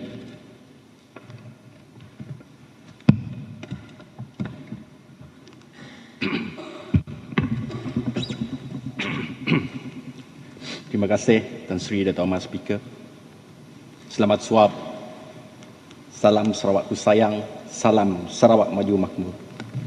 Tan Sri Dato' Amar Speaker, terima kasih atas peluang yang diberikan kepada saya untuk turut serta di dalam perbahasan Rang Undang-Undang Natural Resources and Environment Bill 2024, yang mana rang undang-undang ini bukan saja mencerminkan komitmen kerajaan Sarawak, terhadap pemeliharaan sumber alam, tetapi juga menunjukkan kesedaran kita terhadap tanggungjawab untuk melindungi alam sekitar. Tan Sri Dato' Ahmad Speaker, setinggi penghargaan dan tahniah juga diucapkan kepada Bukit Sari, merangkap Timbalan Premier Sarawak, serta Menteri Sumber Asli dan Pembangunan Bandar Kedua, iaitu Menteri Bertanggungjawab yang membawa usul Natural Resources and Environment Bill 2024 untuk dibincang dan dipertimbangkan kelulusannya di dalam persidangan kita pada kali ini. Saya amat yakin seluruh ahli Dewan mempunyai pandangan masing-masing dalam usaha untuk memberikan sokongan penuh kepada rang undang-undang baru ini demi menjaga kepentingan Sarawak yang kita sayangi ini. Tan Sri Dato' Ahmad Speaker, Natural Resources and Environment merujuk kepada dua konsep yang berkait rapat dalam pengurusan sumber semula jadi dan pelindungan alam sekitar. Sumber alam atau natural resources adalah elemen-elemen yang terdapat di alam semula jadi yang dapat digunakan oleh manusia untuk memenuhi kehendak dan keperluan dalam kehidupan serta aset penting kepada pentadbiran sesebuah kerajaan. Apa yang dimaksudkan dengan elemen-elemen ini adalah seperti berikut. Air, iaitu sumber penting untuk kehidupan dan pelbagai aktiviti manusia, yang mana ketika ini adalah salah satu sumber kepada penghasilan hidrogen. Mineral seperti logam dan bahan mentah lain yang digunakan dalam industri. Hutan yang mengandungi kayu kayaan habitat untuk biodiversity dan perkhidmatan ekosistem. Tanah, tempat untuk pertanian dan pembangunan. Biodiversity, pelbagai spesies tumbuhan dan haiwan yang menyokong ekosistem. Gas dan minyak, sumber tenaga yang digunakan secara meluas ketika ini. Tan Sri Dato' Ahmad Speaker, alam sekitar atau environment pula merujuk kepada semua faktor fizikal dan biologi yang mengelilingi manusia, termasuklah faktor fizikal, tanah, air, udara, iklim dan sumber semula jadi yang lain. Faktor biologi, tumbuhan, haiwan dan mikroorganisme yang membentuk ekosistem. Faktor sosial, aspek estetika dan kualiti hidup yang dipengaruhi oleh interaksi manusia dengan alam. Kedua-dua konsep ini yang saling berkaitan kerana pengurusan sumber alam yang berkesan adalah penting untuk menjaga keseimbangan alam sekitar. Pembangunan yang tidak mampan boleh menyebabkan pencemaran, kehilangan biodiversity dan kerosakan kepada ekosistem kita. Oleh itu, undang-undang seperti Natural Resources and Environment Bill 2024 ini sudah pastinya bertujuan untuk mengawal penggunaan sumber alam sambil melindungi alam sekitar daripada kesan-kesan negatif yang mendorong kepada perubahan iklim yang buruk. Tan Sri Dato' Ahmad Speaker, rang undang-undang ini mempunyai struktur dan asas yang kukuh dalam usaha kita untuk melindungi dan memelihara sumber alam serta alam sekitar di wilayah kita yang tercinta ini. Ia bukan sahaja mencerminkan keprihatinan kita terhadap kelestarian, tetapi juga tanggungjawab kita terhadap generasi yang akan datang. Kita semua sedar bahawa sumber alam adalah aset yang ternilai bagi sebuah negara. Namun, dengan pertumbuhan ekonomi dan pembangunan fizikal yang pesat, kita berdepan dengan pelbagai cabaran seperti pencemaran, kehilangan biodiversity dan pemusnahan habitat. Maka rang undang-undang ini diperkenalkan untuk mengatasi isu-isu tersebut dengan pendekatan yang lebih sistematik dan berkesan. Tan Sri Dato' Ahmad Speaker, saya melihat rang undang-undang ini terdiri daripada bahagian-bahagian penting yang menjadi asas kukuh mewujudannya, iaitu yang pertama, bahagian pentadbiran, iaitu untuk penubuhan lembaga sumber alam dan alam sekitar. Lembaga ini akan bertanggungjawab dalam pengurusan dan pemeliharaan sumber alam di Sarawak. Ia akan memastikan bahawa semua aktiviti yang berkaitan dengan sumber alam serta alam sekitar dilakukan secara mampan dan beretika, sekaligus menjaga hak Sarawak seperti yang termaktub di dalam Perjanjian Malaysia 1963. Bahagian kedua ialah bahagian pemeliharaan. Rang undang-undang ini juga memperuntukkan penubuhan dana pemeliharaan alam sekitar yang akan digunakan untuk projek-projek pemulihan dan pemeliharaan alam sekitar. Ini menunjukkan komitmen kita untuk melindungi biodiversity dan sumber semula jadi adalah sangat serius. Melalui undang-undang penguatkuasaan Melalui undang-undang ini, penguatkuasaan undang-undang untuk pemeliharaan dan pemeliharaan sumber alam akan dapat dilaksanakan dengan lebih berkesan dengan kuasa penuh yang dimiliki oleh Kerajaan Sarawak, apatah lagi dalam mengendalikan sebarang urusan berkaitan dengan wilayah kita sendiri. Bahagian yang ketiga, bahagian pengawalan pencemaran. Dalam bahagian ini, pengawalan aktiviti berisiko tinggi akan dapat dilakukan dengan lebih sistematik dan tegas. Dalam rang undang-undang ini terdapat peruntukan khas atau khusus yang mengawal aktiviti yang berpotensi mencemarkan seperti pengeluaran sisa berjadual dan pembakaran terbuka. Ini termasuk larangan terhadap pelepasan bahan pencemar ke dalam air dan atmosfera serta syarat ketat bagi aktiviti perindustrian. Lembaga akan memiliki kuasa untuk menentukan syarat pelepasan bahan pencemar serta pengharaman penggunaan bahan berbahaya tanpa kawalan yang sewajarnya. Dengan memperkenalkan garis panduan yang ketat mengenai pencemaran, rang undang-undang ini akan membantu mengurangkan kesan negatif terhadap alam sekitar. Ini termasuk pengawalan pelepasan bahan pencemar ke dalam udara, air dan tanah. Bahagian keempat, bahagian penguatkuasaan. Rang undang-undang ini juga memperkenalkan sistem pelesenan yang lebih ketat untuk premis dan kenderaan yang terlibat dalam aktiviti berkaitan sumber alam. Ini bagi memastikan bahawa hanya entiti yang mematuhi standard tertentu dibenarkan beroperasi dan ia mampu meningkatkan tahap keselamatan serta pelindungan alam sekitar. Undang-undang ini juga menetapkan prosedur untuk mendapatkan lesen bagi aktiviti berpotensi mencemarkan alam sekitar. Ini sudah pasti dapat mengawasi dengan lebih efektif segala aktiviti yang berisiko memudaratkan persekitaran di Sarawak ini. Maka semua premis dan aktiviti yang berpotensi mencemarkan alam sekitar perlulah mendapatkan lesen daripada pihak lembaga terlebih dahulu. Proses ini akan memastikan bahawa hanya mereka yang mematuhi piawaian yang ditetapkan dapat menjalankan operasi mereka. Secara ringkasnya, lembaga sumber alam dan alam sekitar ini akan diberi kuasa penuh atau mutlak untuk mengeluarkan lesen, memantau aktiviti yang berkaitan dengan sumber alam serta mengambil tindakan terhadap pelanggaran undang-undang. Ini termasuk kuasa untuk melakukan pemeriksaan, menyita barang dan menangkap individu yang melanggar peraturan-peraturan yang telah kita gariskan. Bahagian kelima, bahagian penalti. Melalui undang-undang ini, lembaga sumber alam dan alam sekitar juga mempunyai kuasa untuk mengeluarkan notis larangan kepada individu atau entiti yang didapati melanggar peraturan serta mengenakan penalti bagi pelanggaran tersebut.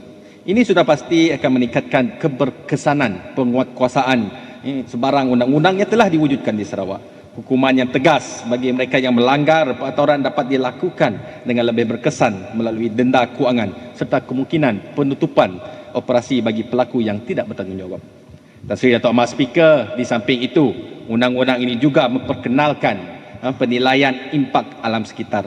Rang undang-undang ini mewajibkan penilaian impak alam sekitar bagi aktiviti tertentu sebelum diluluskan. Ini membolehkan pihak kerajaan untuk mengawal dan menilai kesan aktiviti terhadap alam sekitar secara lebih berkesan. Setiap projek yang berpotensi memberi kesan kepada alam sekitar akan diwajibkan menjalani penilaian impak sebelum diluluskan. Ini adalah langkah proaktif untuk memastikan bahawa keputusan yang diambil tidak merugikan ekosistem kita. Dan Seri Datuk Ahmad Speaker, dengan pengenalan rang undang-undang ini, negeri Sarawak akan memiliki undang-undang yang lebih komprehensif untuk melindungi sumber alam dan memastikan pemeliharaan alam sekitar sentiasa menjadi keutamaan. Penubuhan lembaga khusus, kuasa penguatkuasaan yang jelas serta prosedur pemantauan dan pelesenan yang ketat ini adalah langkah-langkah penting dalam mencapai matlamat pembangunan mampan dan pelindungan alam sekitar di Sarawak. Akhir kata, dengan kelulusan rang undang-undang ini, kita bukan sahaja melindungi sumber daya kita tetapi juga memastikan bahawa generasi yang akan datang dapat mewarisi sebuah alam sekitar yang bersih dan sehat. Marilah kita bersama-sama mengambil langkah ke arah masa depan yang lebih baik untuk Sarawak yang lebih lestari, maju dan makmur. Maka dengan itu, Telian menyokong penuh usul ini. Sekian, terima kasih. Member for Bukit Asek.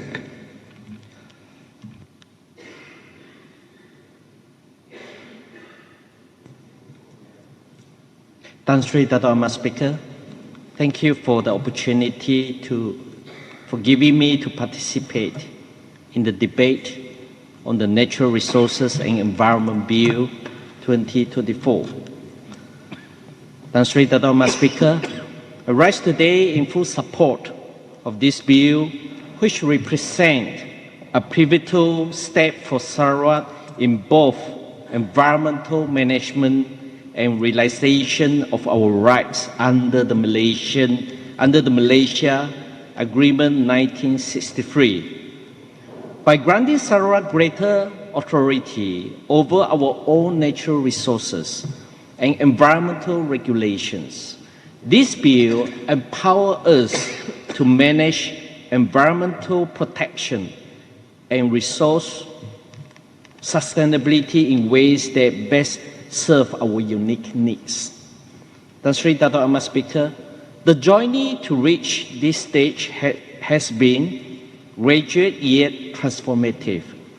During the fourth meeting of the Mesyuarat Majlis Khas mengenai Perjanjian Malaysia 1963 on 14th of April 2022, the federal government agreed to phase the transfer of environmental regulatory authority to Sarawak.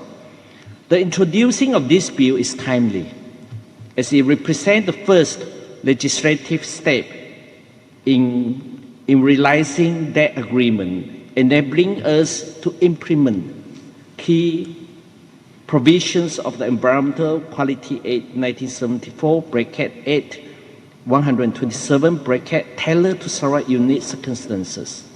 Additionally, at the first technical committee meeting under the Malaysia Agreement 1963 Implementation Action Council this May, it was proposed that authority over scheduled waste disposal be fully delegated to Sarawak by 1st of January 2026.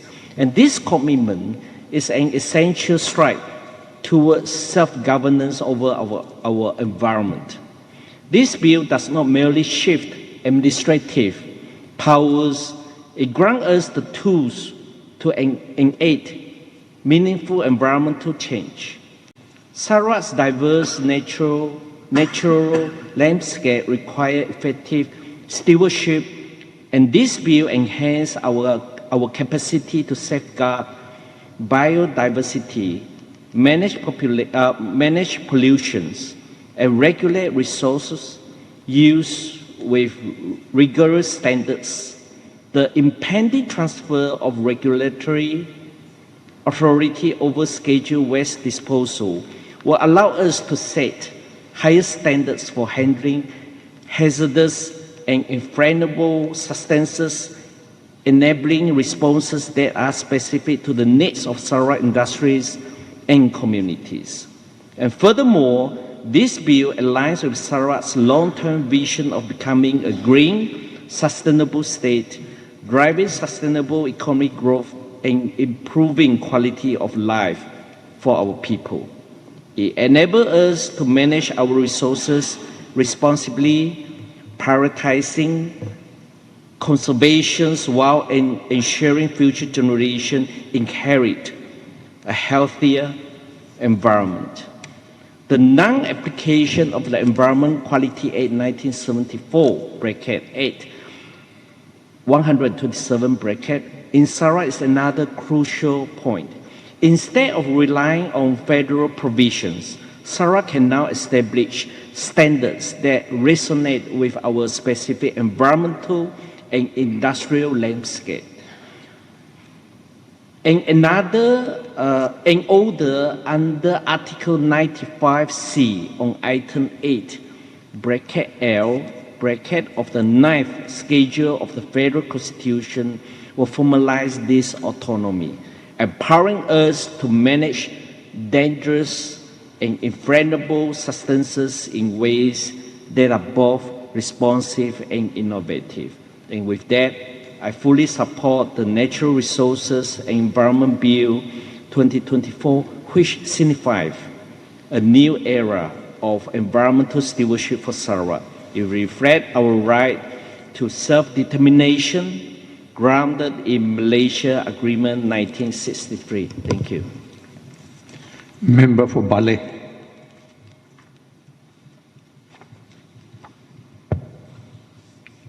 Tan Sri Dato' Amar Speaker, saya ingin merakamkan penghargaan terima kasih kepada Tan Sri Dato' Amar Speaker kerana memberikan peluang kepada saya untuk membahaskan rang undang-undang sumber asli dan alam sekitar 2024 yang dibentangkan oleh Yang Berhormat Timbalan Premier Sarawak merangkap Menteri Sumber Asli dan Pembangunan di Dewan yang mulia ini.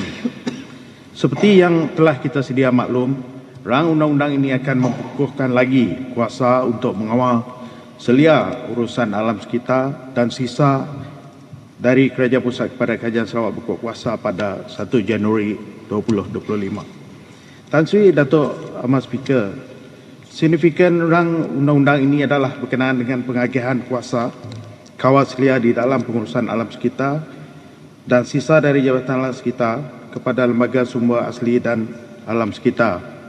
Ini bermakna urusan pelepasan sisa seperti sisa logam, contohnya bateri, sisa elektronik, alat penghawa dingin akan diserahkan kepada pihak berkuasa Sarawak selepas ini.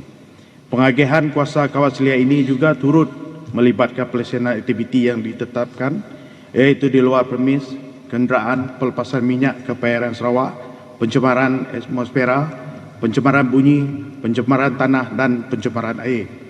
Yang turut menjadi perhatian saya juga apabila NRB juga telah diamanahkan dengan fungsi terbaru, khususnya mengenai perkara yang berkaitan dengan penangkapan dan penyimpanan karbon, kawalan pelepasan gas rumah hijau dan inisiatif hijau yang lain.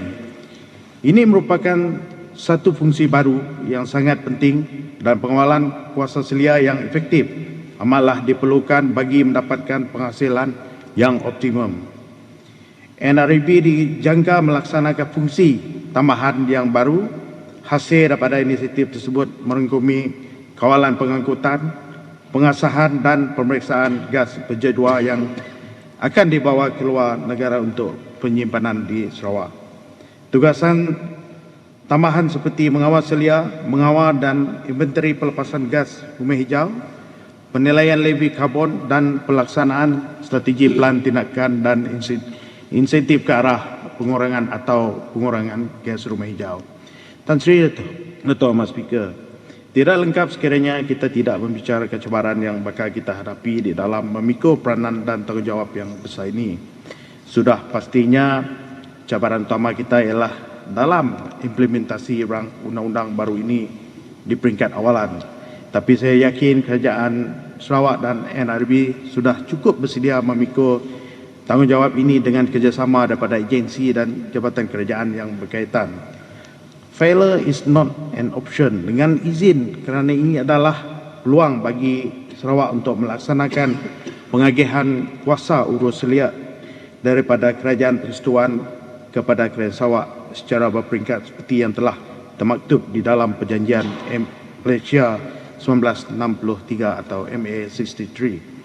Justru Yang Berhormat Premier Sarawak telah membuat keputusan yang sangat tepat dengan mempersiapkan anak-anak Sarawak ke arah melaksanakan pengambilan kuasa ini melalui aspek-aspek penting seperti pendidikan, kemahiran, penyediaan infrastruktur, perbankan, telekomunikasi dan sebagainya yang sangat penting dalam perolehan kuasa kawal selia ini. Tan Sri Dato' Amar Speaker, dengan ujahan ini saya menyokong penuh agar rang undang-undang sumber asli dan alam sekitar 2024 yang dibentangkan oleh Yang Berhormat Timbalan Premier Sarawak merangkap Menteri Sumber Asli dan Pembangunan di Dewan yang mulia ini. Sekian, terima kasih. Member for Tamin.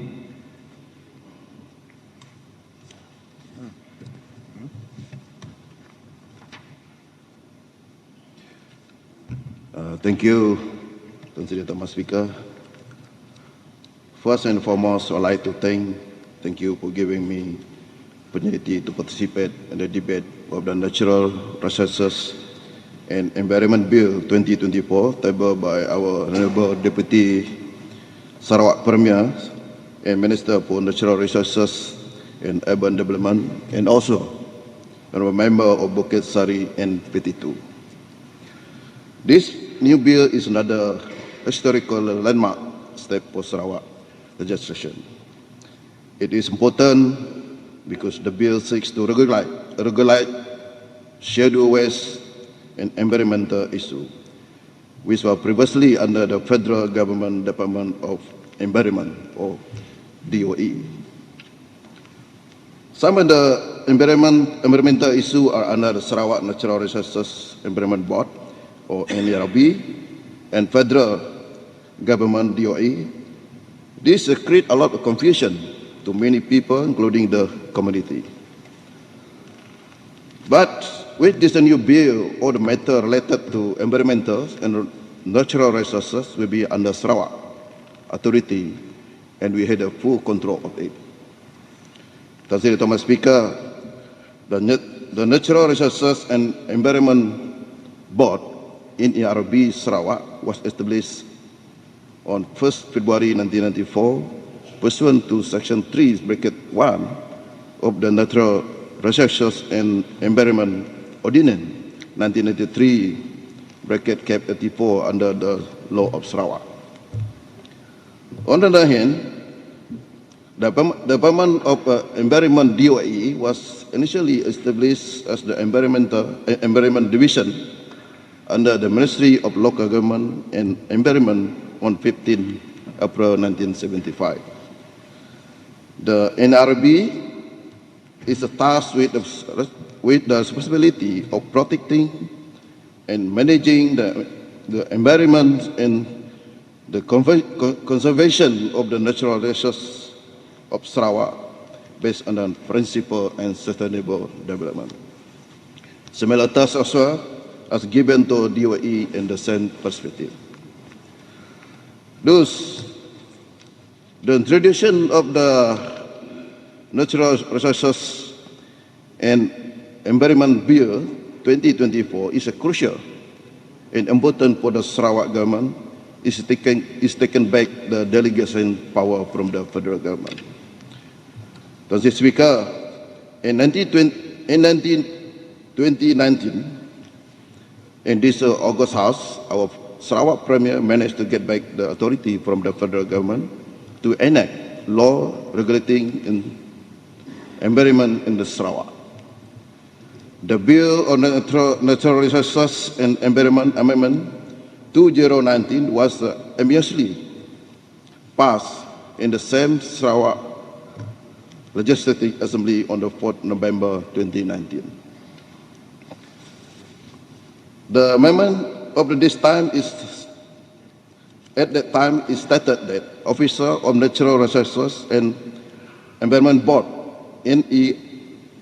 NREB have the authority to take the necessary action and manage the environment from Sarawak perspective. The bill was expanding the law on open mining, particularly in the commercial farming agriculture, to ensure better compliance with the current environmental requirement and practice. Fast forward in 5 years today, another leadership Sarawak created another historical landmark step getting back the authority to enact law strongly land on the Malaysia Agreement 1963. Hence, I'd like to thank the federal government to delegate the power to the Sarawak government to manage environment issue under Natural Resources Environment Board in NRB. This bill 2024 bill is essential as the federal government, the Federal Department of Environment is set to hand over regulatory authority to environmental and waste management to Sarawak through NREB 2025.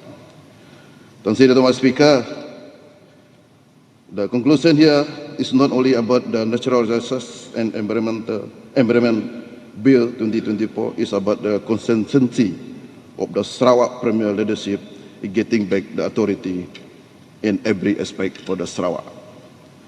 With that, Tan Sri Dato' Ahmad Speaker, I strongly support the Natural Resources and Environment Bill 2024 presented by Yang Berhormat Minister for Natural Resources and Urban Development in this August House. Thank you very much. Member for Tanjung Datuk. Thank you, Mr. Speaker, sir, for allowing me to debate on this bill that we are introducing today. And I believe a lot of hard work and research has been done by the ministry in tabling this bill. And with that, I would like to congratulate them and also the minister, member for Bukit Sari, for presenting it in the August House today. Mr. Speaker, sir, understanding the complexities of environmental regulation is critical to promoting sustainable development and maintaining Sarawak's unique biodiversity. Therefore, the introduction of this bill is timely as it seeks to create better arrangements for the protection of natural resources, pollution control, management and improvement of the environment, and for things related or incidental thereto. As recent as 2022, the United Nations has declared that a healthy environment is a human right. And quoting from its Director of Environmental Program, the resolution delivers the message that no one can take nature, clean air and water, or a stable climate away from us humans. As a result, it is of utmost importance for Sarawak to be leading the way in having our own separate ordinance pertaining to the matters mentioned above. Mr. Speaker, sir, on the mere details and salient details on the bill, such as licensing, EIA, waste management and pollution, I believe the Minister has explained explicitly during his second reading just now, and many of my fellow colleagues has also explained on such ideas. However, I would like to touch here on certain challenges that I foresee that would be important for us to note, especially with regards to environmental conservation. Number one, several problems inhibit progress in environmental conservation and resource efficiency. And one of the key obstacles is that the general public is unaware and undervalues the relevance of these concerns. Many individuals are uninformed of the environmental effects of their behavior, and they fail to appreciate the need for sustainable practices. Secondly, economic development and environmental preservation may have competing interests, which could result in opposition or too little support for conservation initiatives. Number three, significant obstacles also may include restricted access to technology and experience, as well as inadequate funding for conservation programs. Furthermore, the development and application of a successful conservation and resource efficiency plans are frequently hampered by the lack of coordination and collaboration between many stakeholders. I would like to point out here also, Mr. Speaker, sir, that enforcement is of utmost importance when this law or ordinance is enacted. Environmental law enforcement is strongly reliant on the provision of resources, including staff and finance, to carry out enforcement responsibilities. For example, there is little use in the deterrence method of enforcement if there aren't enough people to investigate and prosecute violators. Malaysia, and particularly in Sarawak, like most other developing countries or states, faces a shortage of skilled and experienced workers in both the public and commercial sectors. Officials from the planning and environmental departments who may have been trained in the physical, biological, and social sciences are not available to apply environmental protection strategies. In addition, most personnel from environment-related departments, including frequently lack sufficient knowledge to examine the development proposals and EIA reports. However, on a brighter note, and based on what was presented by Yang Berhormat Minister, I am sure our GPS-led state government will ensure all our officers will be well trained, as they are the frontliners in the effort to conserve our environment.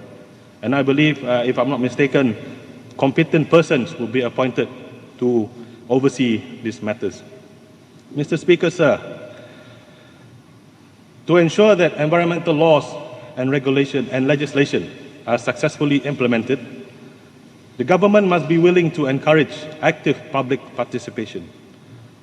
Most countries recognize the value of public engagement in development planning because it fosters a sense of belonging and ensures adherence by the public.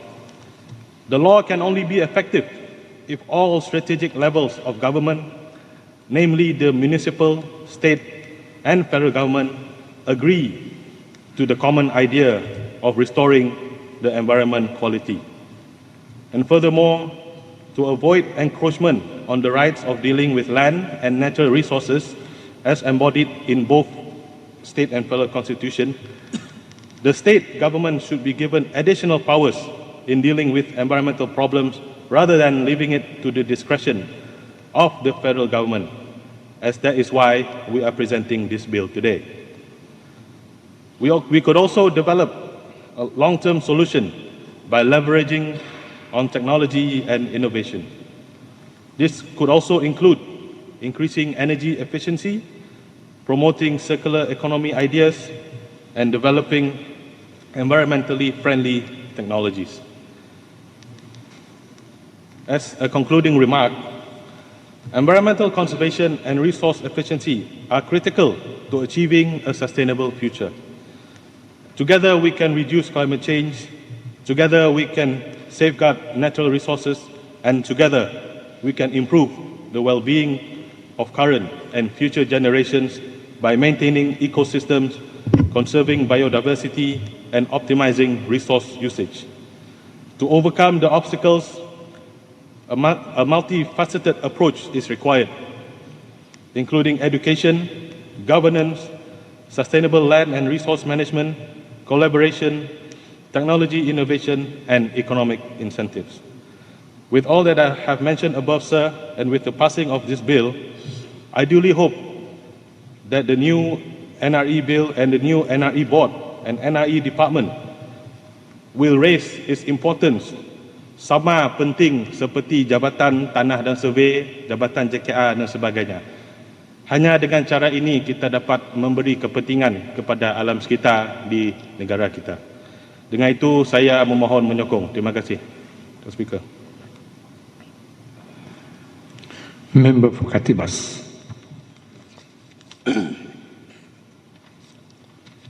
Yang Berhormat Tan Sri Tuan Speaker, first and foremost, I would like to thank you for allowing me to debate in this important ordinance for our beloved Sarawak. I wish to congratulate Yang Berhormat Deputy Premier, the Second Minister for Natural Resource and Urban Development, and a member for Bukit Sari for successfully tabling these important bills. As we all must recognize the importance and support of this bill in that it will provide legal framework and provision for the conservation of our natural resource, control of pollution, management and enhancement of environment management, and for other matters connected therewith or incidental thereto. It is also in support of our Sarawak aspiration in PCDS 2030 on environmental sustainability and inclusive society. As Sarawak population grows, demand for resources like water, food, and land increases, often outpacing the natural regenerative capacity of these resources, leading to overuse and degradation. It is therefore important to understand the significance of this bill and its meaning that help to safeguard and protect resources such as forest, water, mineral, wildlife for overexploitation and pollution as we preserve the ecosystem for future generations. The bill will enforce all aspects of regulation on resource extraction, pollution limits, and conservation efforts. The bill will also provide a sustainable management of natural resource, guidance on sustainable practices that balance immediate economic benefit with long-term environmental health, which consequently support the needs of mankind to survive on Earth. And our Earth is Sarawak. The bill will serve also as a tool to control Sarawak natural resource against any attempt from outside to exploit our resource.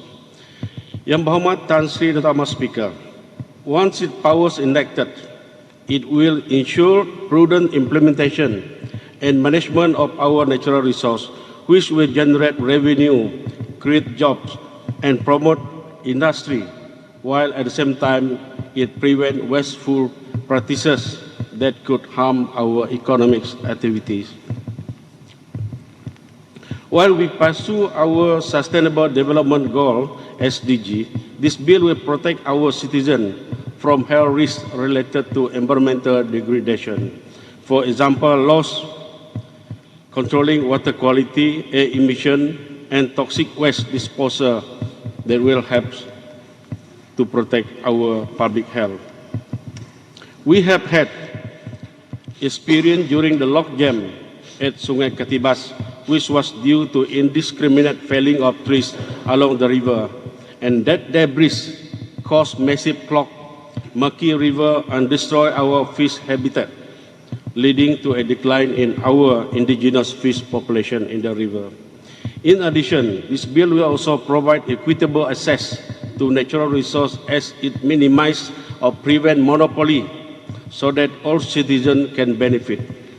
This is particularly important for water, fishery, forest, and land resources that local community always depend on.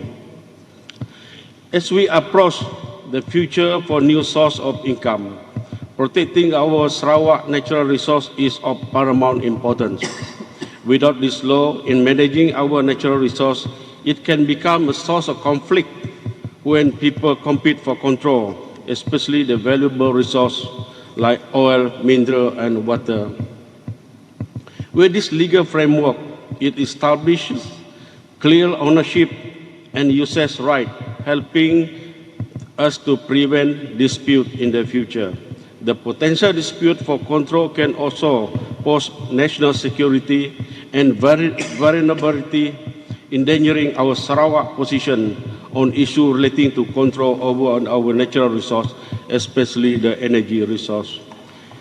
Yang Berhormat Tan Sri Speaker, natural resource degradation is influenced by several factors. More often, they always interlinked. As Sarawak population is growing, the generation of industrial and domestic waste require good governance throughout this Sarawak own legislation. Uncontrolled land use and unsustainable agriculture practices such as converting forests into residential or agricultural land also reduce our carbon storage, contributing to climate change which will impact our ecosystems. With the establishment of this law governing our natural resource and environment, it is hoped that Sarawak will have better control of its resource, preserve its environment, and manage its own waste. The law will help to preserve the need of rural population who rely on natural resources like clean water, wild animals, fishes, and other flora and fauna. This law, once enacted, will enable and provide clear environmental policy and ownership. We all must endeavor to have full control of what comes out of Sarawak soil. Sarawak must manage its own resource.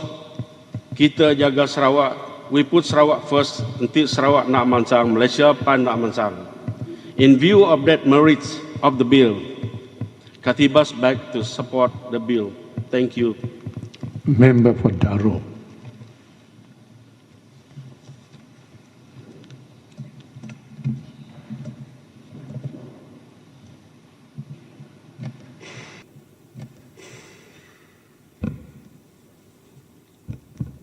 Assalamualaikum warahmatullahi taala wabarakatuh.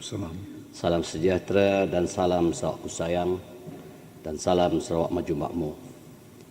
Pertama kali saya ingin mengucapkan terima kasih kepada Tan Sri Dato' Ahmad Speaker kerana telah memberi peluang kepada saya untuk sama turut serta dalam membahaskan rang undang-undang Natural Resources and Environment Bill 2024 yang telah dibentangkan oleh Yang Berhormat Datuk Amar Haji Awang Tengah bin Ali Hassan, Timbalan Premier Merangkap Menteri Sumber Asli dan Pembangunan Bandar Kedua dan juga Ahli Dewan Negeri Bagi Bukit Sari.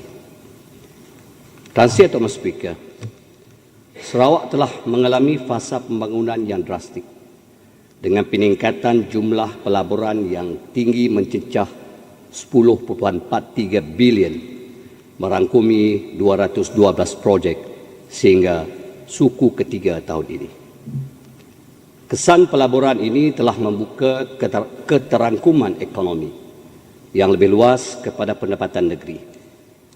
Di samping itu, ia juga telah membuka peluang pekerjaan yang luas kepada anak Sarawak dalam pelbagai sektor yang boleh mencecah kepada 5,400 peluang pekerjaan baru.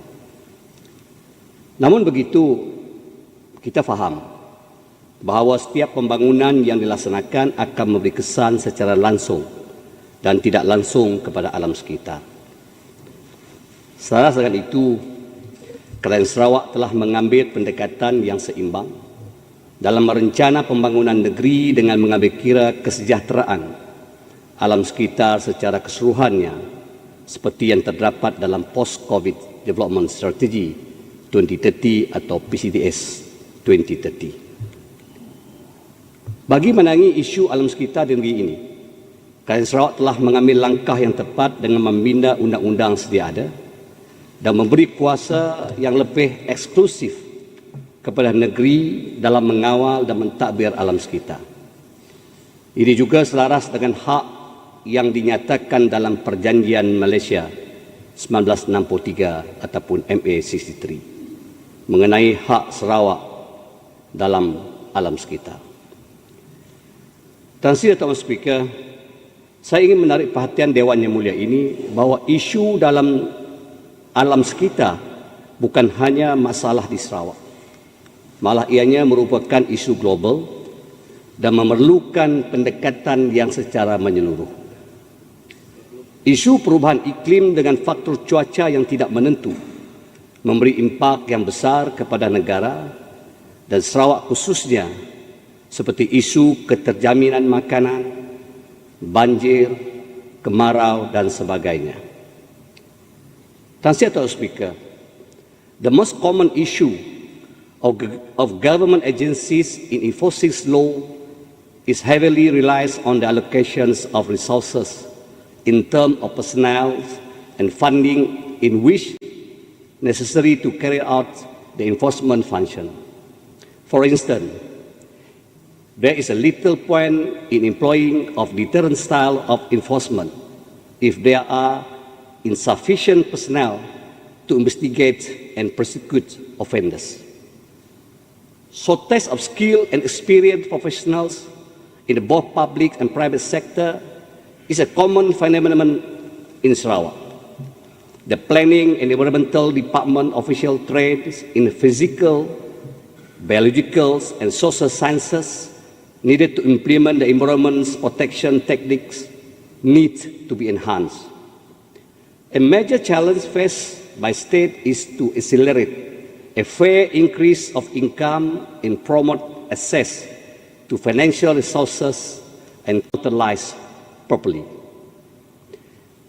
To overcome the policies and strategies for the improvements of environments require continuous strengthening of an institutional and legal frameworks with official environmental standards besides subscribing to numerous international treaties. Nevertheless, effort in terms of enacting codes of regulations as a basis to define secondary standards to facilitate updating and improving the regulation as well as its enforcement must be continued and not carried out on an ad hoc merely to address an immediate needs only. The environmental protection legislation must focus on conservation of natural resources rather than merely focusing on corrective measures.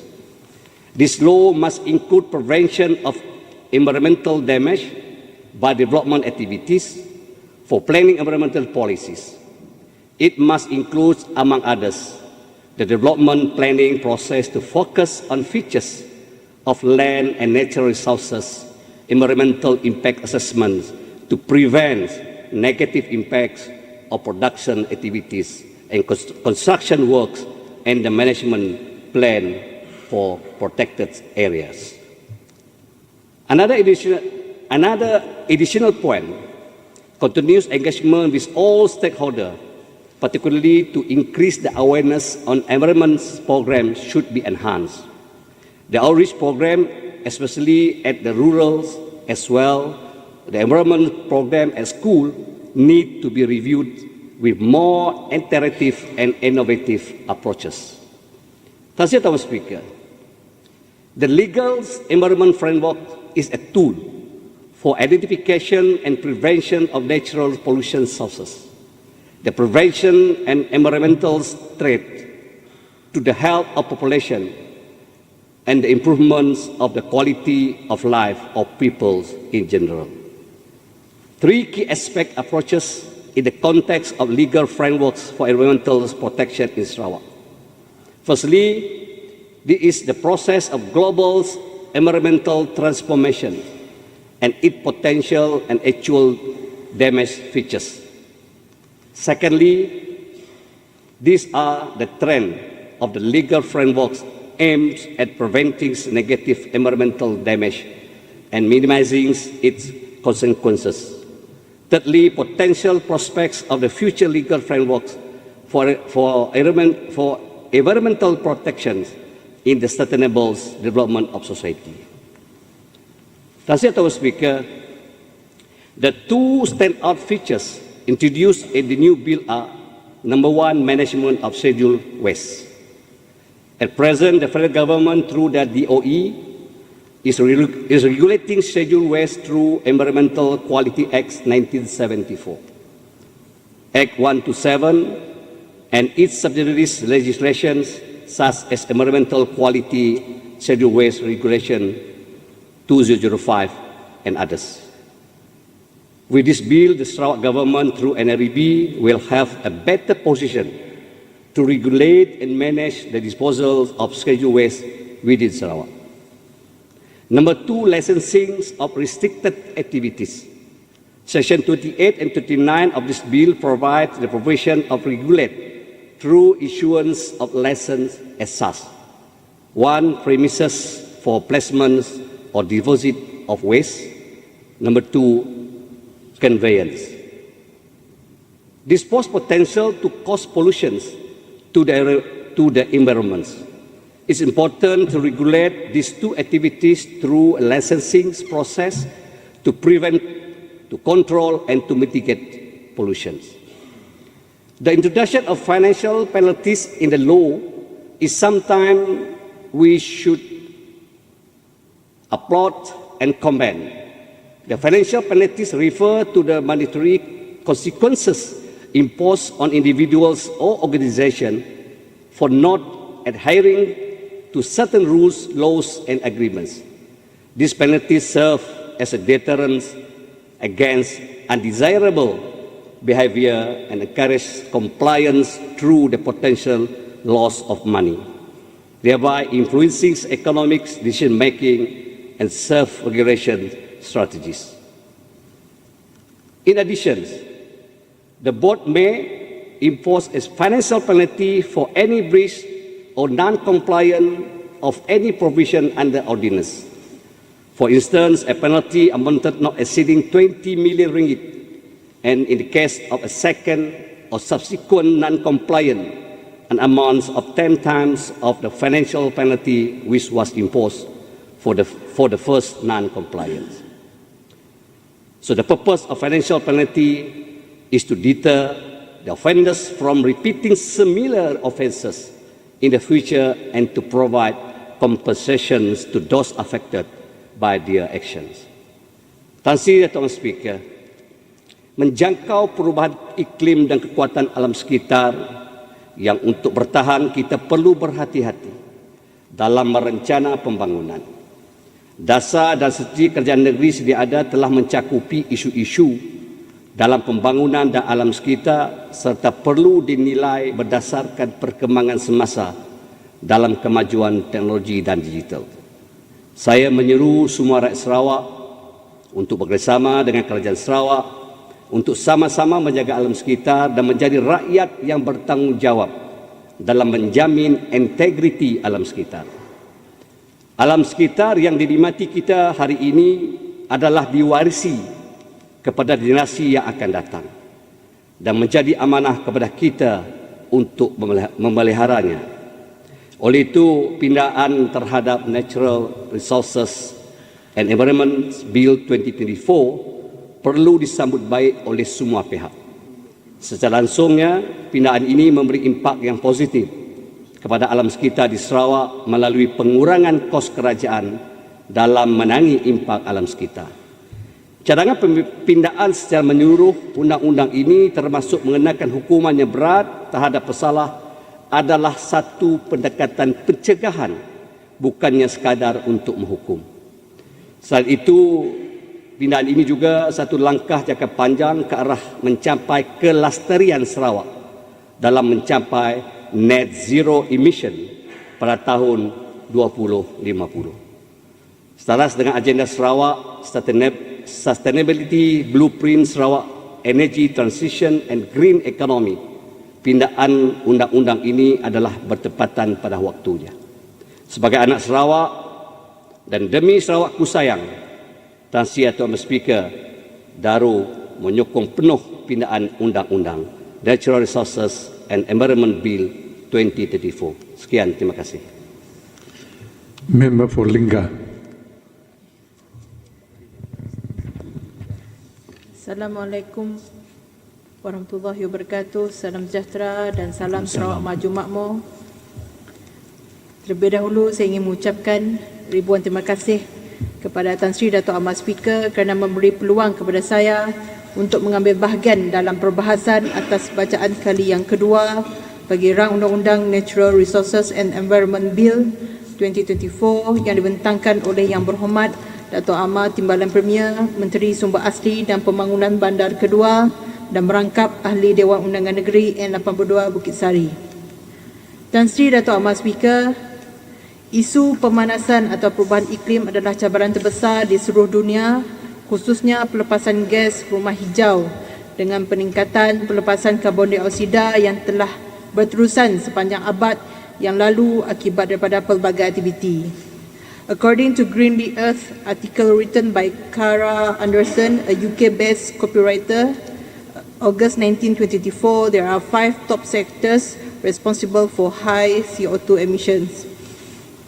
Number 1, transportation sector, which roughly 1/5 or 20.2% of global greenhouse gas emissions are attributed to the transportation sector, encompassing the vast network of cars, trucks, ships, trains and planes that rely on fossil fuels. Number 2, electricity sector. The global electricity sector stands at the forefront of decarbonization even as electricity demand continues to rise. According to the IEA, in 2023, global renewable capacity additions increased by 50%, reaching a total of 450 gigawatts. This can largely be attributed to the growth of solar and wind farms in Europe, the United States, Brazil and China. China has seen a phenomenal acceleration in this sector, with solar PV capacity expanding by 160% and wind farm capacity increasing by 66%, together with other clean sources like nuclear. Renewables made up over 30% of the global electricity supply. Number 3, industrial sector. The industrial sector, which largely relies on fossil fuels, particularly coal, contribute a quarter of global energy-related CO2 emissions in 2022, totaling 9.0 gigaton.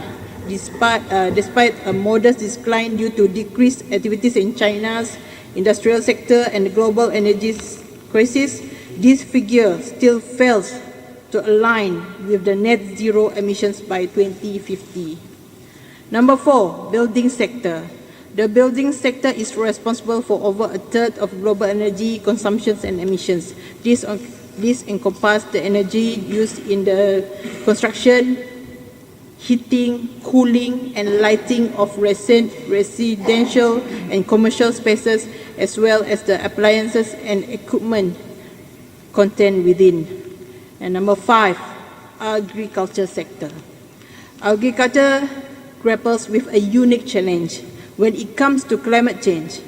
On one hand, it's extremely liable due to its weather dependence, yet on the other hand, it's a significant contributor to greenhouse gas emission, both directly through on-farm production and indirectly via land use change due to agriculture expansion.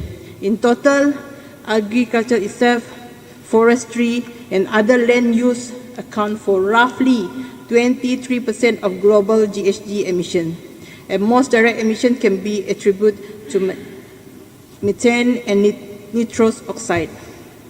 Terima kasih Datuk Ahmad Speaker.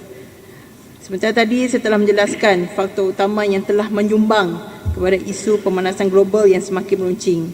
Sarawak dan Malaysia secara menyeluruh tidak terkecuali dalam isu tersebut. Pada November 2021, Malaysia bersama lebih 190 negara menghadiri Persidangan Perubahan Iklim PBB ke-26 COP26 di Glasgow.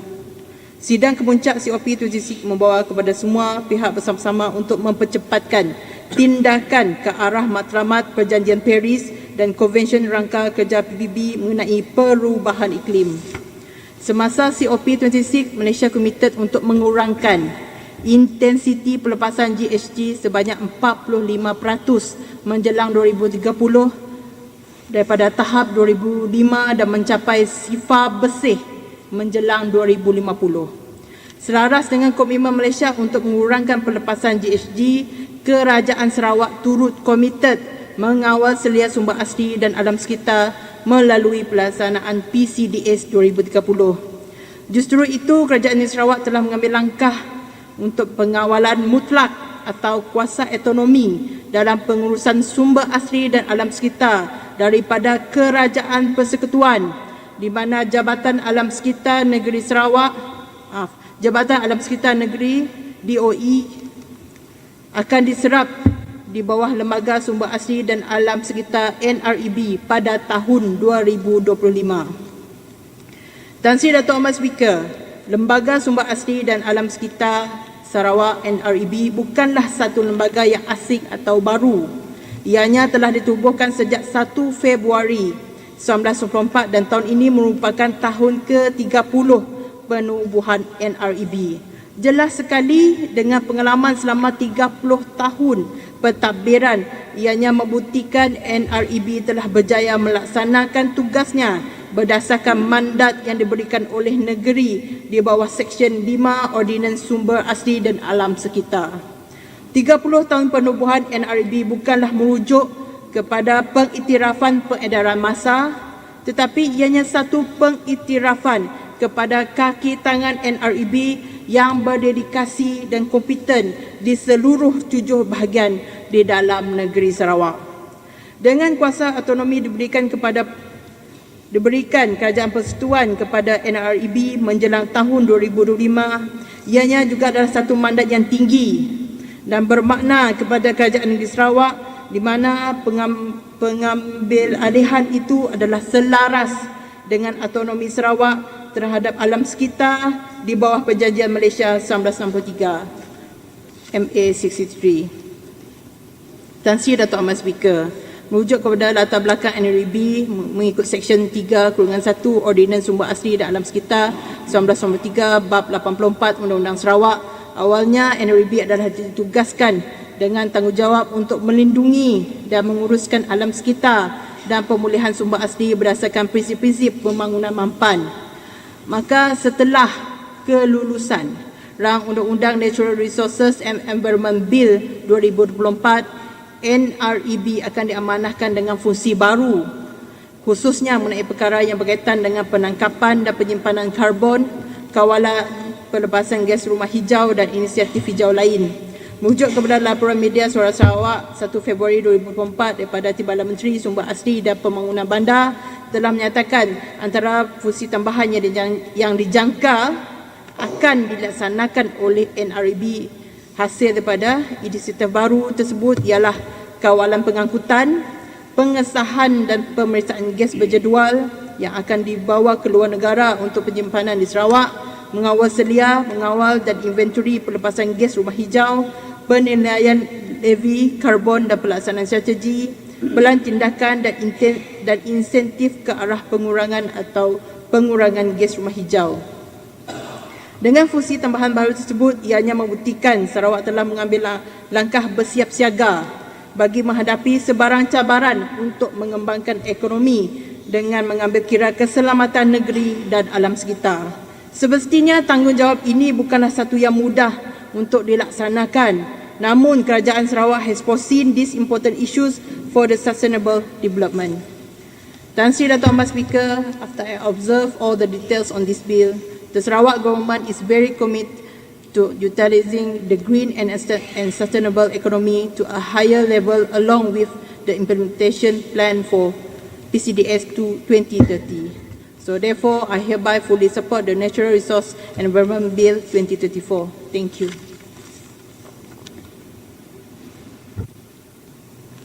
Member for Krian.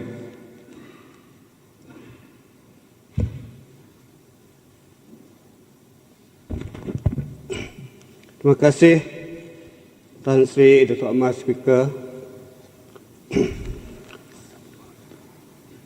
Terlebih dahulu saya ingin mengucapkan terima kasih kepada Tan Sri Tuan Speaker kerana telah memberi saya peluang untuk mengambil bahagian dalam membahaskan Natural Resources and Environment Bill 2024 yang telah dibentangkan oleh Timbalan Premier Sarawak, Menteri Sumber Asli dan Pembangunan Bandar 2 dan juga ahli bagi N82 Bukit Sari. Di kesempatan ini juga saya ingin mengucapkan syabas dan tahniah kepada Timbalan Premier di atas kejayaan untuk membentangkan satu rang undang-undang baru yang bertujuan untuk memperincikan secara detail tata cara pengurusan sumber asli dan alam sekitar yang mampan dan holistik bagi Sarawak.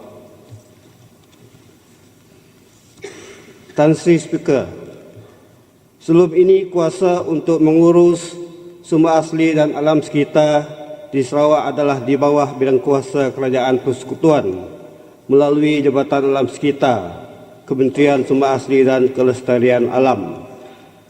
Segala kuasa dan tata cara pengurusan sisa adalah berdasarkan kepada peruntukan di bawah Environmental Quality Act 1974, Act 127. Namun, hasil dari rundingan yang disetujui di antara Kerajaan Pusat dan Kerajaan Negeri di bawah MA63, di mana Kerajaan Sarawak telah diberi kuasa untuk melaksanakan beberapa peruntukan di bawah Akta 127, maka Sarawak memerlukan undang-undangnya sendiri untuk mengurus, memelihara dan mengawal apa-apa yang berkaitan dengan alam sekitar dan sumber asli.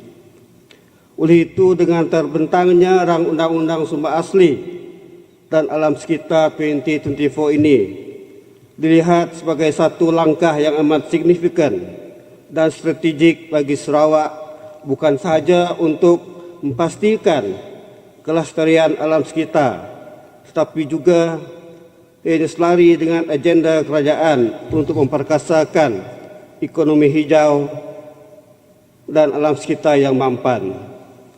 Therefore, it is yet another manifestation by the government to ensure that in its pursuit for greater development, the element of environmental sustainability is still of paramount importance. This ordinance will also pave the way for Sarawak to control, manage and exploit our own natural resources and environment conservation effectively and efficiently. Mr. Speaker, some of the salient features of the bill. Firstly, the ordinance seeks to establish a body to be known as the Natural Resources and Environmental Board, a corporate body to be vested with the power to administer and enforce the provision of the law, that is to sue, to be sued, to acquire, to own, to hold, to lease, of dispose of property, and to discharge any function and duties as spelled out in the ordinance. The board, which will be made up of properly appointed board members, will function as the main policy-making body, while the day-to-day administrative and managerial function will be performed by a controller. This is provided for in Part 2, Section 3 to Section 22 of the ordinance. Number 2, powers and function. Through Section 7 of the ordinance also empowers the board to systematically conserve, control, regulate, manage, manipulate, protect, and to enforce any regulations that aim to enhance the usage and ensure the sustainability of the natural resources and environment. The ordinance will spell out what are the functions of the board.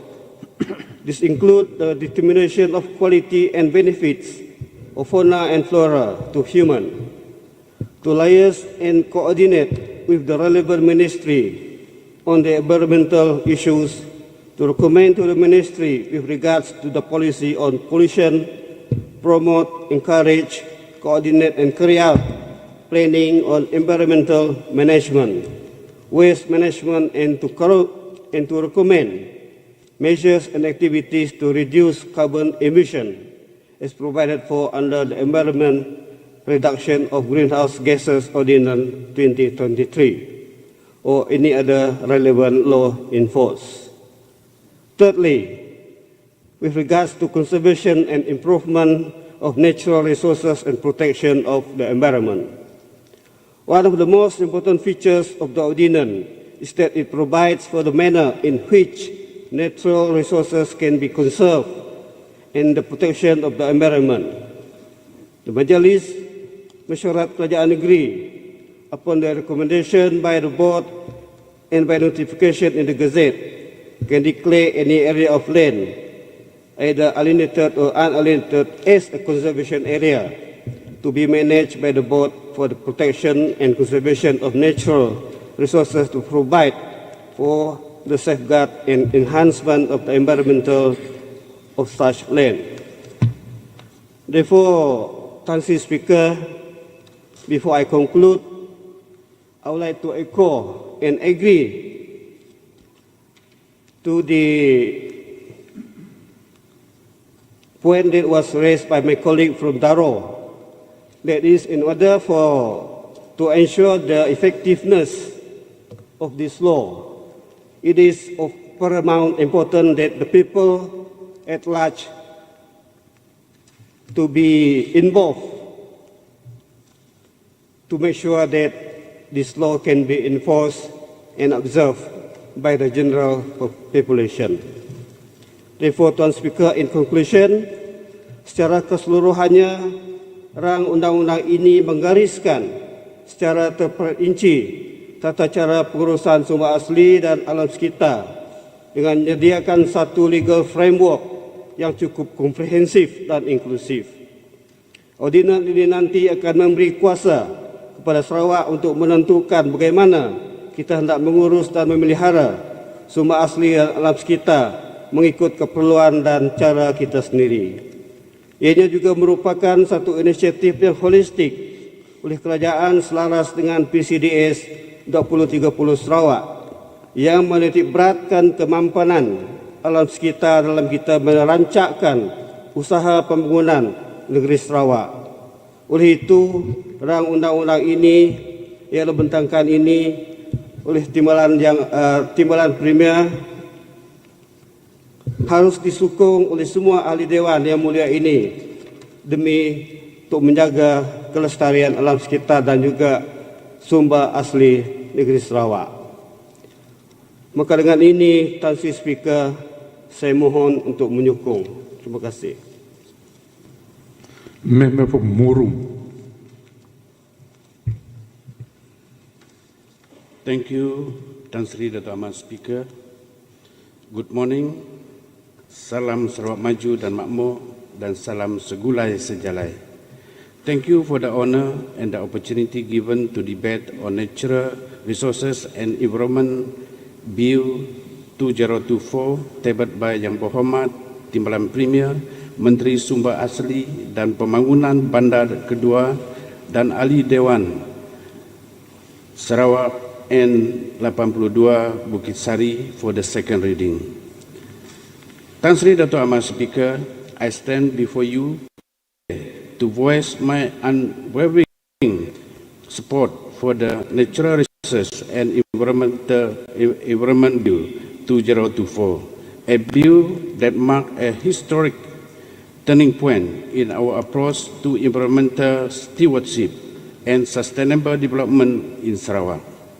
This comprehensive legislation reflects our commitment to address the environmental challenges we face today, as well as those that will arise tomorrow. As we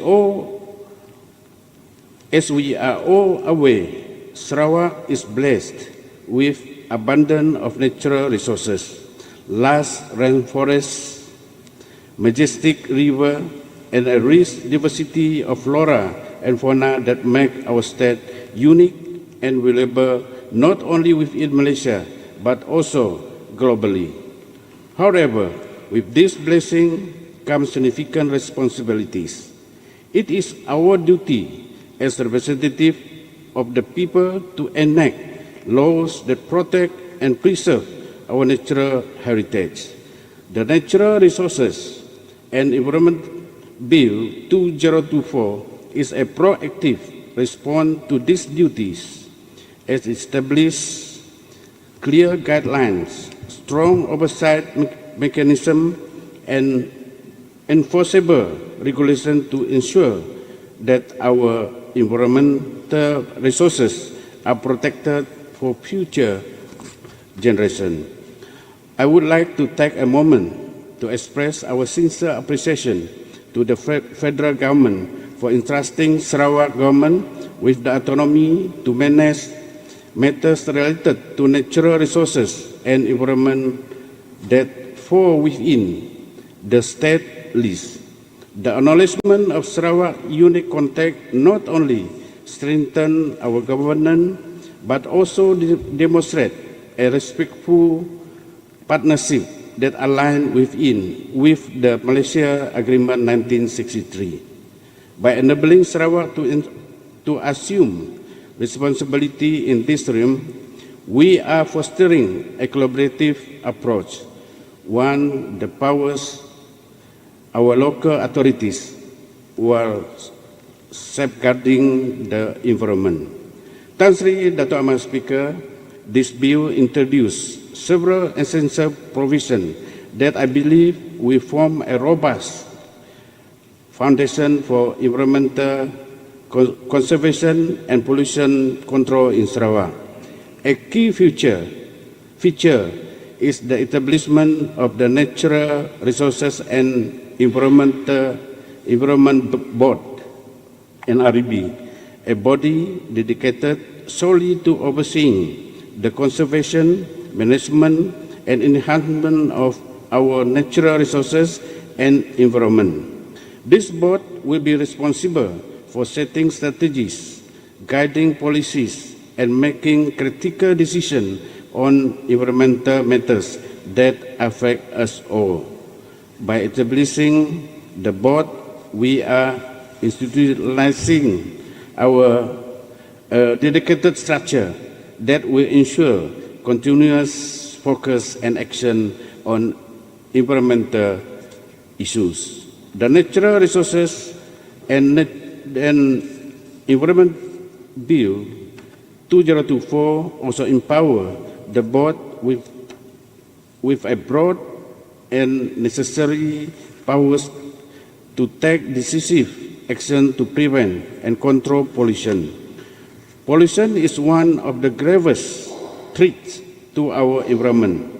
Air, water, and soil pollution endanger the health and livelihood of our people, and they threaten the biodiversity of all of our forests and rivers. By granting the board authority to regulate, license, and monitor activities that may contribute to pollution, we are creating a strong deterrent against irresponsible practice. This provision will help ensure the industry and other entities operating in Sarawak respect our environmental laws and take responsibility for their impact on the environment. In particular, Clause 33 to 37 of the bill address specific form of pollution control, including restriction on hazardous substances in our water and atmosphere. The specificity is essential because it enables the board to apply targeted measures against particular pollutants. It allows us to protect the health of our river and lake from hazardous discharges, safeguard our soil from contamination, and preserve our air quality for the health of our communities. Additionally, restrict on noise pollution will further contribute to a healthier living environment for all Sarawakian. Tan Sri Dato' Ahmad Speaker, another critical element of this bill is the establishment of the Natural Resources and Environmental Quality Control Fund. This fund will be instrumental in supporting our conservation effort. The fund will be allocated toward activities such as reforestation, preservation of endangered habitats, and environmental awareness program that will educate our citizens on the importance of protecting our natural resources. The bill allowed for innovative funding mechanisms, including grants, loans, and other forms of financial assistance to ensure that conservation activities are well supported and can be continued to expand. This demonstrates our commitment not only to regulating and preventing harm, but also to actively enhancing and restoring our environment. Furthermore, the bill introduced the requirement for environmental impact assessment, EIA, for any activity that may pose significant risk to our environment. This requirement will allow us to assess and evaluate the environmental sequences of major projects before they are approved. The EIA process is a powerful tool for ensuring the development and environmental protection can coexist. It will ensure that our land use decisions are based on careful analysis and that potential environmental impacts are mitigated in an early stage. This will not only benefit the environment but also enhance the sustainability and long-term success of development projects in our state. The bill also empowers both the minister and the controller to issue directives that will ensure prompt response to any environmental threat that arise. The authority includes the ability to act decisively in case where there is a significant risk to our natural resources. This proactive approach will help prevent environmental damage before it becomes irreversible, and it demonstrates our resolve to hold polluters accountable. Thanks, Dr. Ahmad Speaker. Another vital provision of the Natural Resources and Environment Bill 2024, it is approach to public health and safety. The bill includes clauses indicated to waste management, noise control, and the handling of hazardous substances, reflecting a comprehensive strategy for addressing both traditional and emerging environmental issues. These measures are designed not only to protect our natural resources, but also to safeguard the health of our citizens. Pollution and exposure to hazardous substances can have severe health consequences, especially for vulnerable population, including children and elderly. By implementing stringent control and requiring licenses for activity that could pose environmental and health risks, this bill addresses this concern head-on. The bill further emphasizes transparency and accountability, mandating that the board submit an annual report to the minister. This report will provide detailed account of the board's activity, expenditures, and conservation effort, ensuring that all stakeholders, including the public, are kept informed. This accountability framework will help build public trust and confidence in our commitment to environmental protection. Thanks, Dr. Ahmad Speaker. One of the bill's unique features, it is provision of community involvement by enabling landowners who benefit from conservation projects to share the costs associated with this effort. The bill encourages local communities to take an active role in environmental protection. Additionally, by allowing affected parties the right to appeal certain decisions, we ensure that our environmental policies are not only effective but also fair and inclusive. This bill is a model of participatory environmental governance, as it recognizes that environmental protection is a shared responsibility. Moreover, Clause 56 and through 71 provide for enforcement measures such as search, seize, detention, and other action that authorized person may take to enforce the provision of this ordinance. This clause grants the necessary authority to act swiftly and decisively when environmental laws are breached. The power to arrest and seize, combined with the authority to impose financial penalties, ensure that this bill has real teeth. It sends a clear message that Sarawak will not tolerate action that endanger our environment or compromise public health. Thanks, Dr. Ahmad Speaker.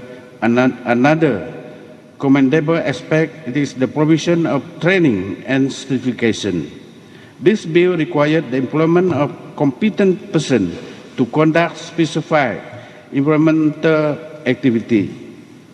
This ensures that those responsible for implementing and enforcing the ordinance are well-trained, capable and fully equipped to uphold Sarawak high environmental standard. I would like to emphasize that this bill is not just a legal document, it is a promise to the people of Sarawak, a promise that we are committed to protecting the unique ecosystem, precise resources and diverse biodiversity that make our state so exceptional. It is a promise that we will strive to achieve sustainable development that respect the balance between progress and preservation. This bill represents our shared vision for a Sarawak where economic growth does not come at the expense of environment, where development and nature can coexist harmoniously. Tan Sri Dato' Amar Speaker, however, we recognize that the path ahead will not be without challenges. Effective implementation will demand adequate funding, resources, and the training necessary for industry and communities to comply with the new regulation. We must ensure that the required infrastructure is in place to support this essential work. The success of this bill also hinges on the collaboration of all stakeholders, government, businesses, non-governmental organizations, and the public alike. Together, it is imperative that we forge a united path toward environmental stewardship and sustainability. In conclusion, let us embrace the opportunity to pass the Natural Resources and Environmental Bill 2024. This legislation reflects our collective commitment to sustainable development and ecological preservation. With its strong provision for the conservation, pollution control, and local governance, we can set a precedent that not only benefits Sarawak but entire nation as well. Together, let us work diligently for a cleaner, greener, and more sustainable environment, honoring our commitment to the past while proactively shaping our shared future. Let us send a clear signal to future generations that we are determined and to leave behind a legacy of conservation, responsibility, and respect for the land that sustains us. I urge all members of this August House to support this bill for the benefit of our environment, our communities, and the future of our beloved Sarawak. With that, I beg to support the motion for the passage of this Natural Resources and Environmental Bill 2024. Jaga Sarawak, into Sarawak. Thank you. Member for Pending.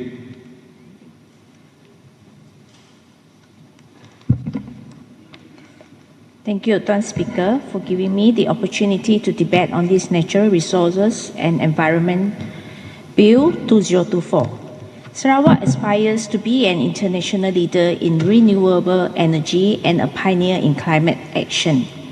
We have witnessed a surge of initiatives such as the Kasawari Carbon Capture and Storage Project and the state's ambition to become a global hydrogen provider. However, Tuan Speaker, there is a growing concern that we are neglecting the fundamental rights of Sarawakians in the race towards industrial-scale climate projects.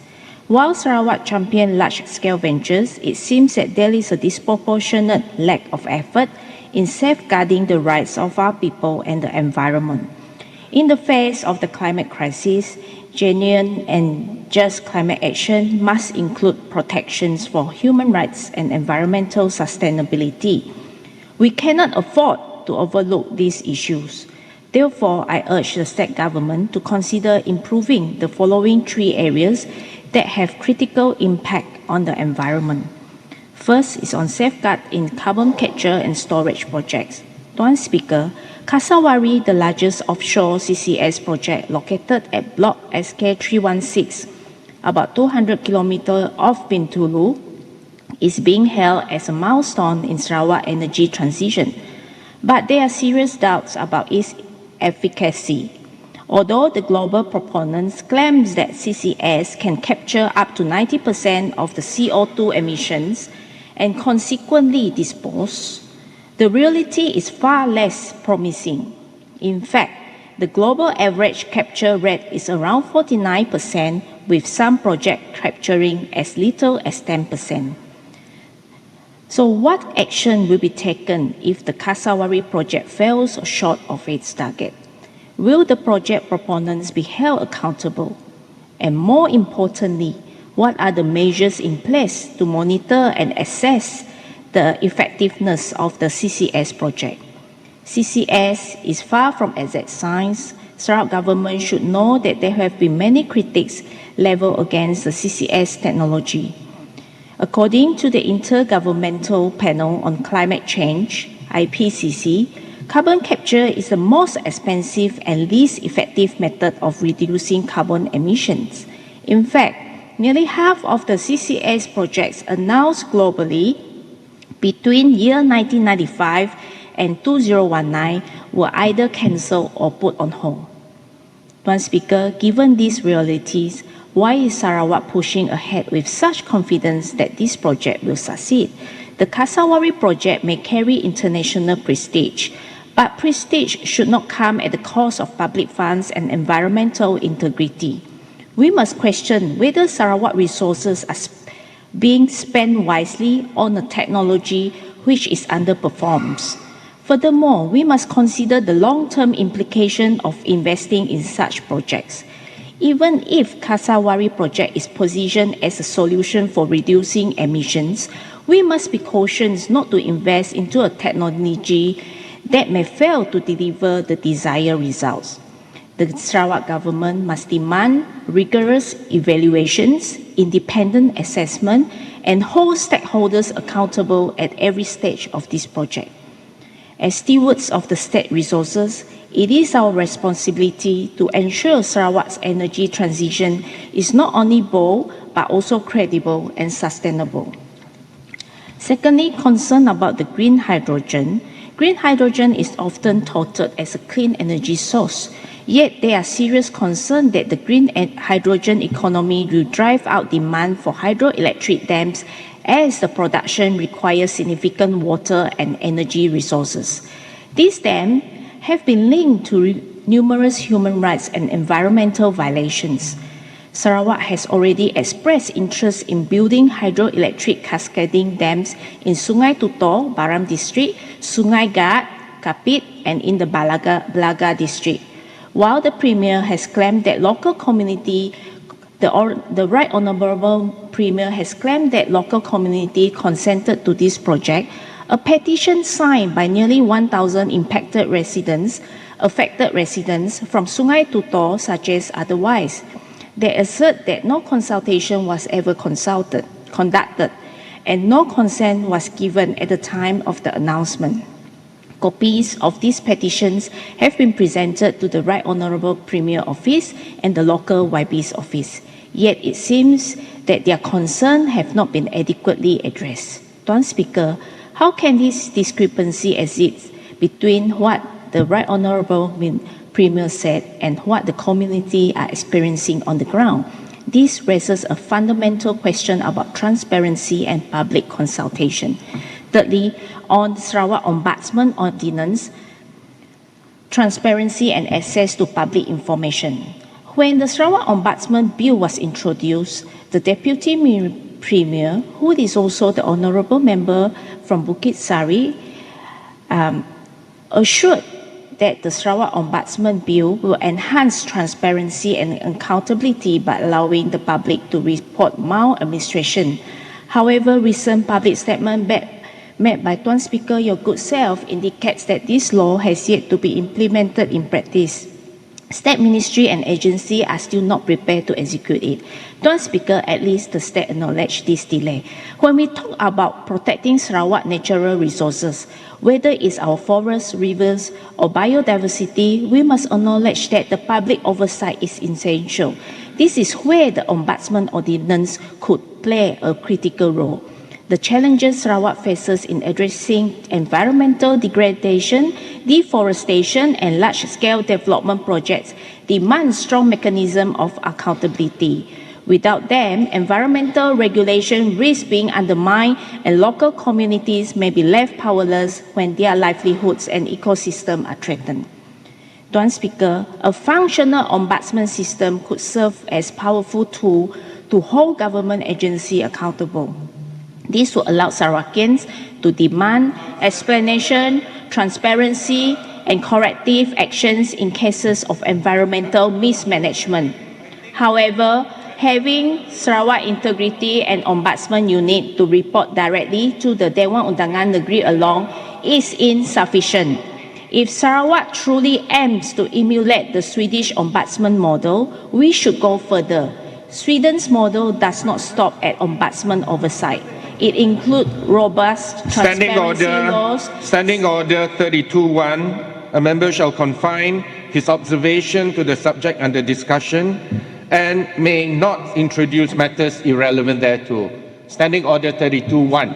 And I think, Dato' Ahmad Speaker, you need to make a ruling on this because it is not fair for the other members of this august House to listen to this kind of rhetoric which has nothing to do with the bill. Mr. Speaker, I uphold, sustain the objection. You confine to Mr. what Speaker, is in the bill. This is not as about a Speaker ombudsman. of this House for so many years and so many decades. This is not about ombudsman. You will know that a bill, when we debate a bill, it covers everything concerning policy regarding the environment.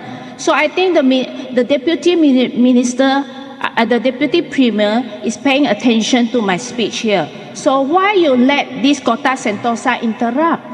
You can ask the Deputy Premier. He is nodding his head. He understands what I said. If Kota Sentosa doesn't understand what I argued here or what is my debate in this House. You move to another point. No, I almost finished. It's only another 2 paragraphs. Let me finish and that's it. He's only trying to make a hero out of himself, but it's otherwise. This is not about ombudsman. No, I know, but effectiveness of implementing environmental policy, you need ombudsman, and this ombudsman bill was tabled by the Deputy Premier. So are you saying that this ombudsman bill is not relevant to the natural resources Apart from ombudsman, we have the Public Account Committee. The Public Account Committee is still doing its job. Ombudsman is additional. Deputy Speaker, you let me finish, and we can go for lunch break. Okay? You move to another point. It's only 2 paragraphs. You see, I almost finished. You move to another point. But I think let me finish. I think the member from Pending is also breaching another order, Order 32.6, because by raising this particular ombudsman ordinance, the ombudsman that she is raising, you are anticipating that this particular NREB will be acting out of the scope of this particular natural resources and environment. So you are imputing improper motives, or you are making allegations that they might not function as they should function, and that's out of order. No. If you don't move to another point, I'll stop you. No, it's only 2 sentences, concluding already. I will conclude it on this point, and that's it, then I'll sit down. That is my observation and suggestion. If you are not happy about my suggestion, brush it away. Ignore it. But I have the right to spit it out here. Right, Mr. Speaker? Let me finish. Are you going to talk about ombudsman? No, I'm just asking the state government to emulate Swedish model, which includes transparency law, public access, to Information and Secrecy Act, to implement that as well, and also the Freedom of the Press Act, because we cannot allow ourselves to be captivated by pukau or hypnotized by superficial actions that look good at the paper but lack substance. Transparency must be more than a facade. It must be a practice embedded into core of governance. And with that, this is I in breach conclude, of Standing and Order 32.6. and I support this bill. Standing Order 32.6. Can you just read it? No member shall impute improper motives to any other member or make any statement or allegation which the said member is not able to substantiate. You are talking about ombudsman, and we are here debating a bill, a natural resources and environment bill. This bill is a handing over from the federal authority to the state to clean up Sarawak. That's it. Okay, member for Tanjung Batu.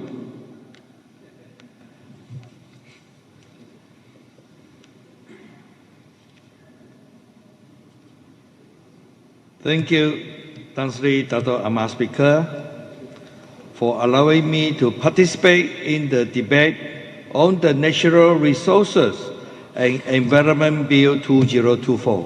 I will concentrate in this August House. I would also like to extend my gratitude to the Sarawak government and the Deputy Premier of Sarawak, the Second Minister of Natural Resources and Urban Development, who is also the member for N82 Bukit Sari, for tabling this bill. As the representative for N68 Tanjung Batu, I stand here with the concerns and aspirations of Bintulu's people close to heart. Bintulu is Sarawak industrial powerhouse, hosting significant heavy industrial, each contributing substantially to our state's economy. However, it is also this industrial that pose complex environmental and safety challenges.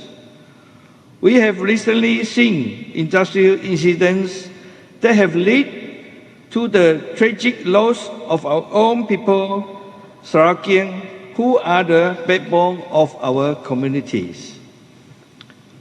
This incident reminds us that our commitment to safety and sustainability is paramount. The Natural Resources and Environment Bill is a step towards ensuring that our communities, especially those in industrial zones like Bintulu, are safeguarded.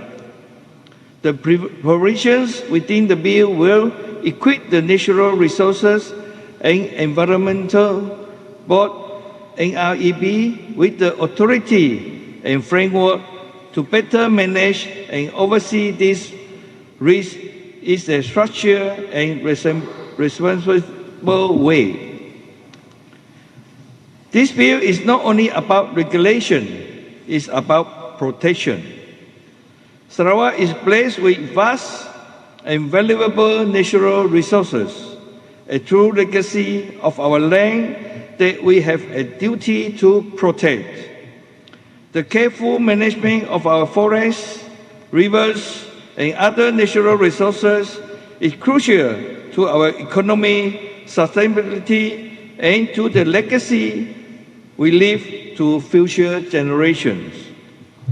The bill empowers us to put in place comprehensive measures that safeguard these natural resources from over-extraction, pollution, and degradation. The Natural Resources and Environmental Board's enhanced role, as outlined in this bill, will be crucial in protecting these invaluable assets.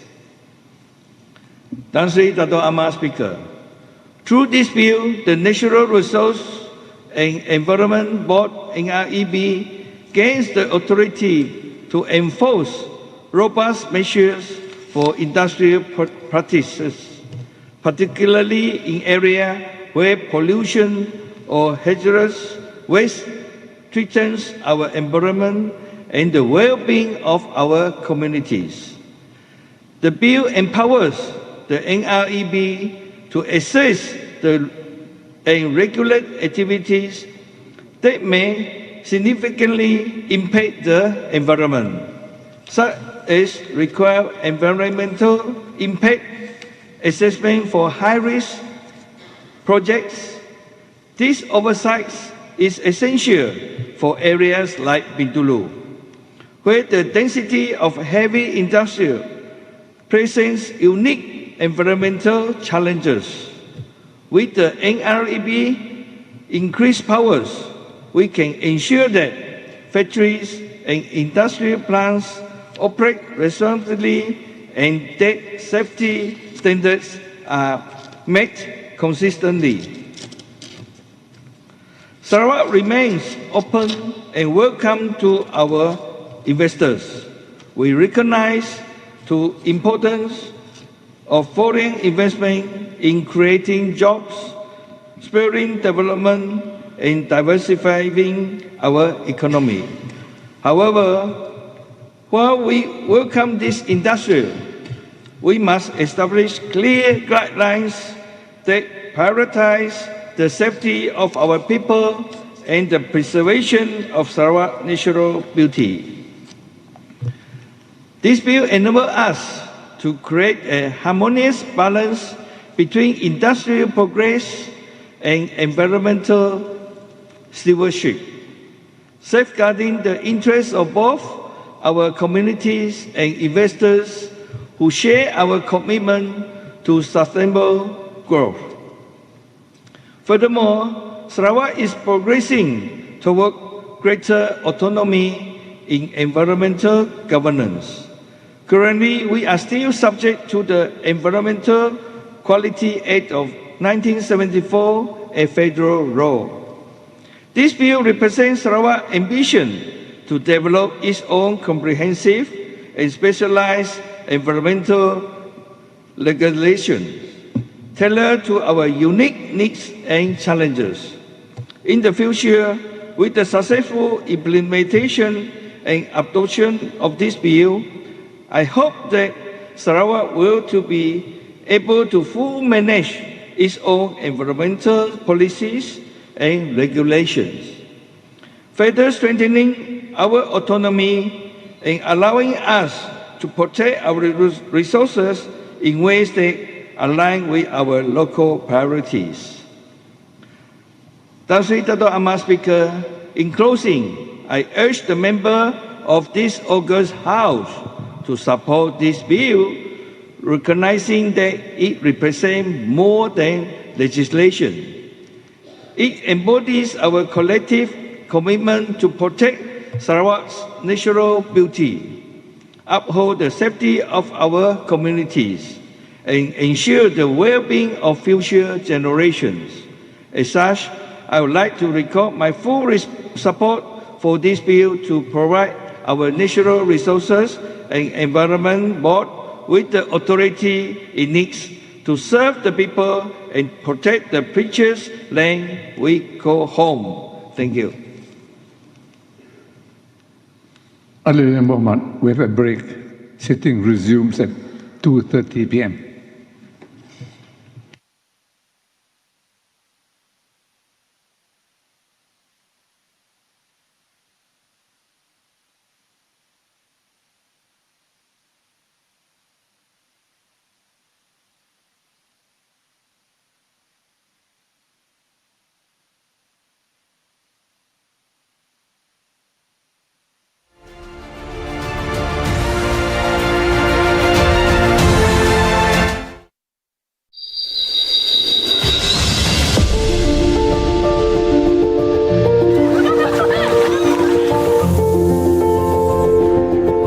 Menuju ke urut agak mencabar. Saya rasa salah satu yang menariklah di Sarawak ni. Kita mau share the experience with orang kat luar. Teruskan bersama saya dalam My Journey with Nature. Arah kita.